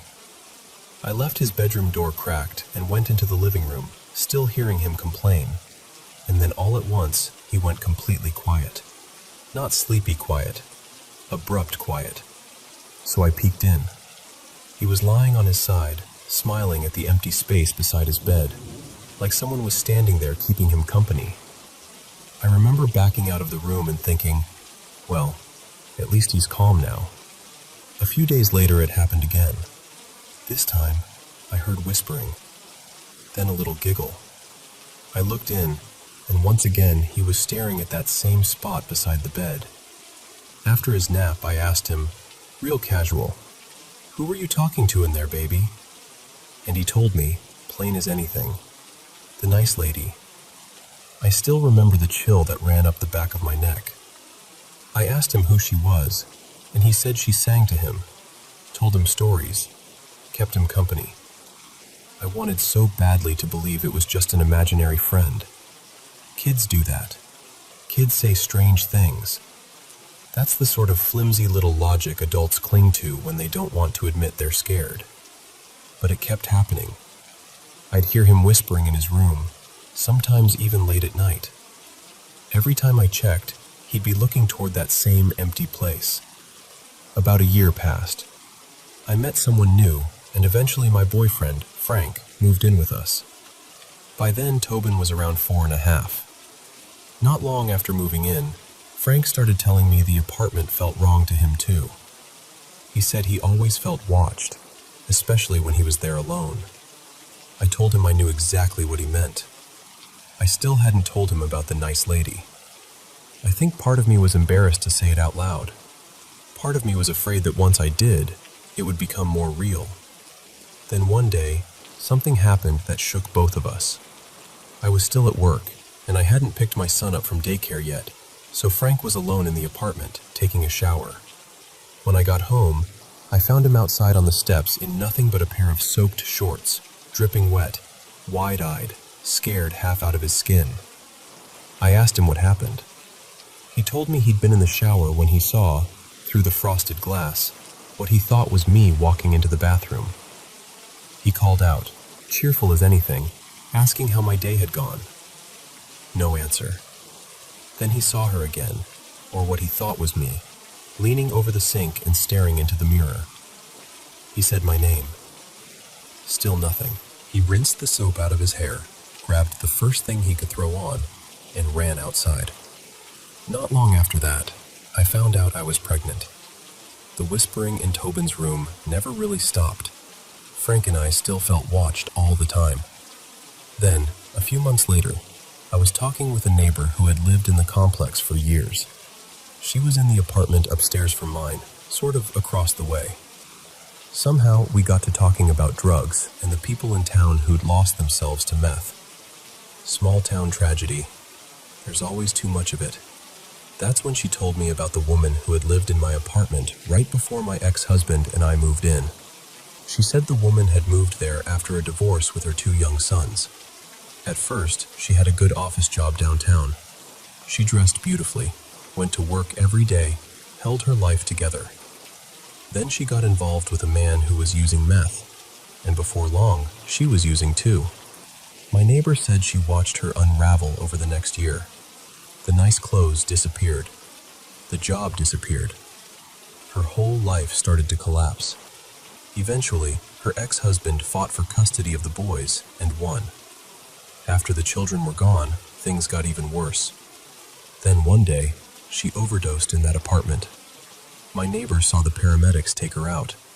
She was seizing, foaming at the mouth. The man she'd been with apparently stole from the apartment while she was dying, though he did call 911 before he left. She never came back. She died. Later, her parents came to clear the place out. By the time my neighbor finished telling me all of that, I was crying. She probably thought it was just pregnancy hormones and a sad story. But that wasn't it. Because the second she told me about that woman and her 2 boys, I knew. I knew in that deep, wordless way you sometimes know things before your mind catches up.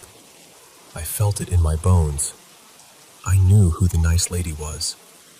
Later, my second son, Colin, was born, and we stayed in that apartment until he was around 7 months old. In the last couple of months we lived there, something started happening with him too. He'd fuss in his crib, upset and restless, and then suddenly, he'd go quiet. A moment later, we'd hear little baby coos, tiny giggles, that happy, soft sound babies make when they feel safe. By then, strangely enough, I wasn't frightened anymore. A couple of times, I even found myself whispering into the room, "Thank you." Because whatever had happened to that woman in life, whatever pain had kept her there, she was gentle with my boys. She sang to them. She soothed them.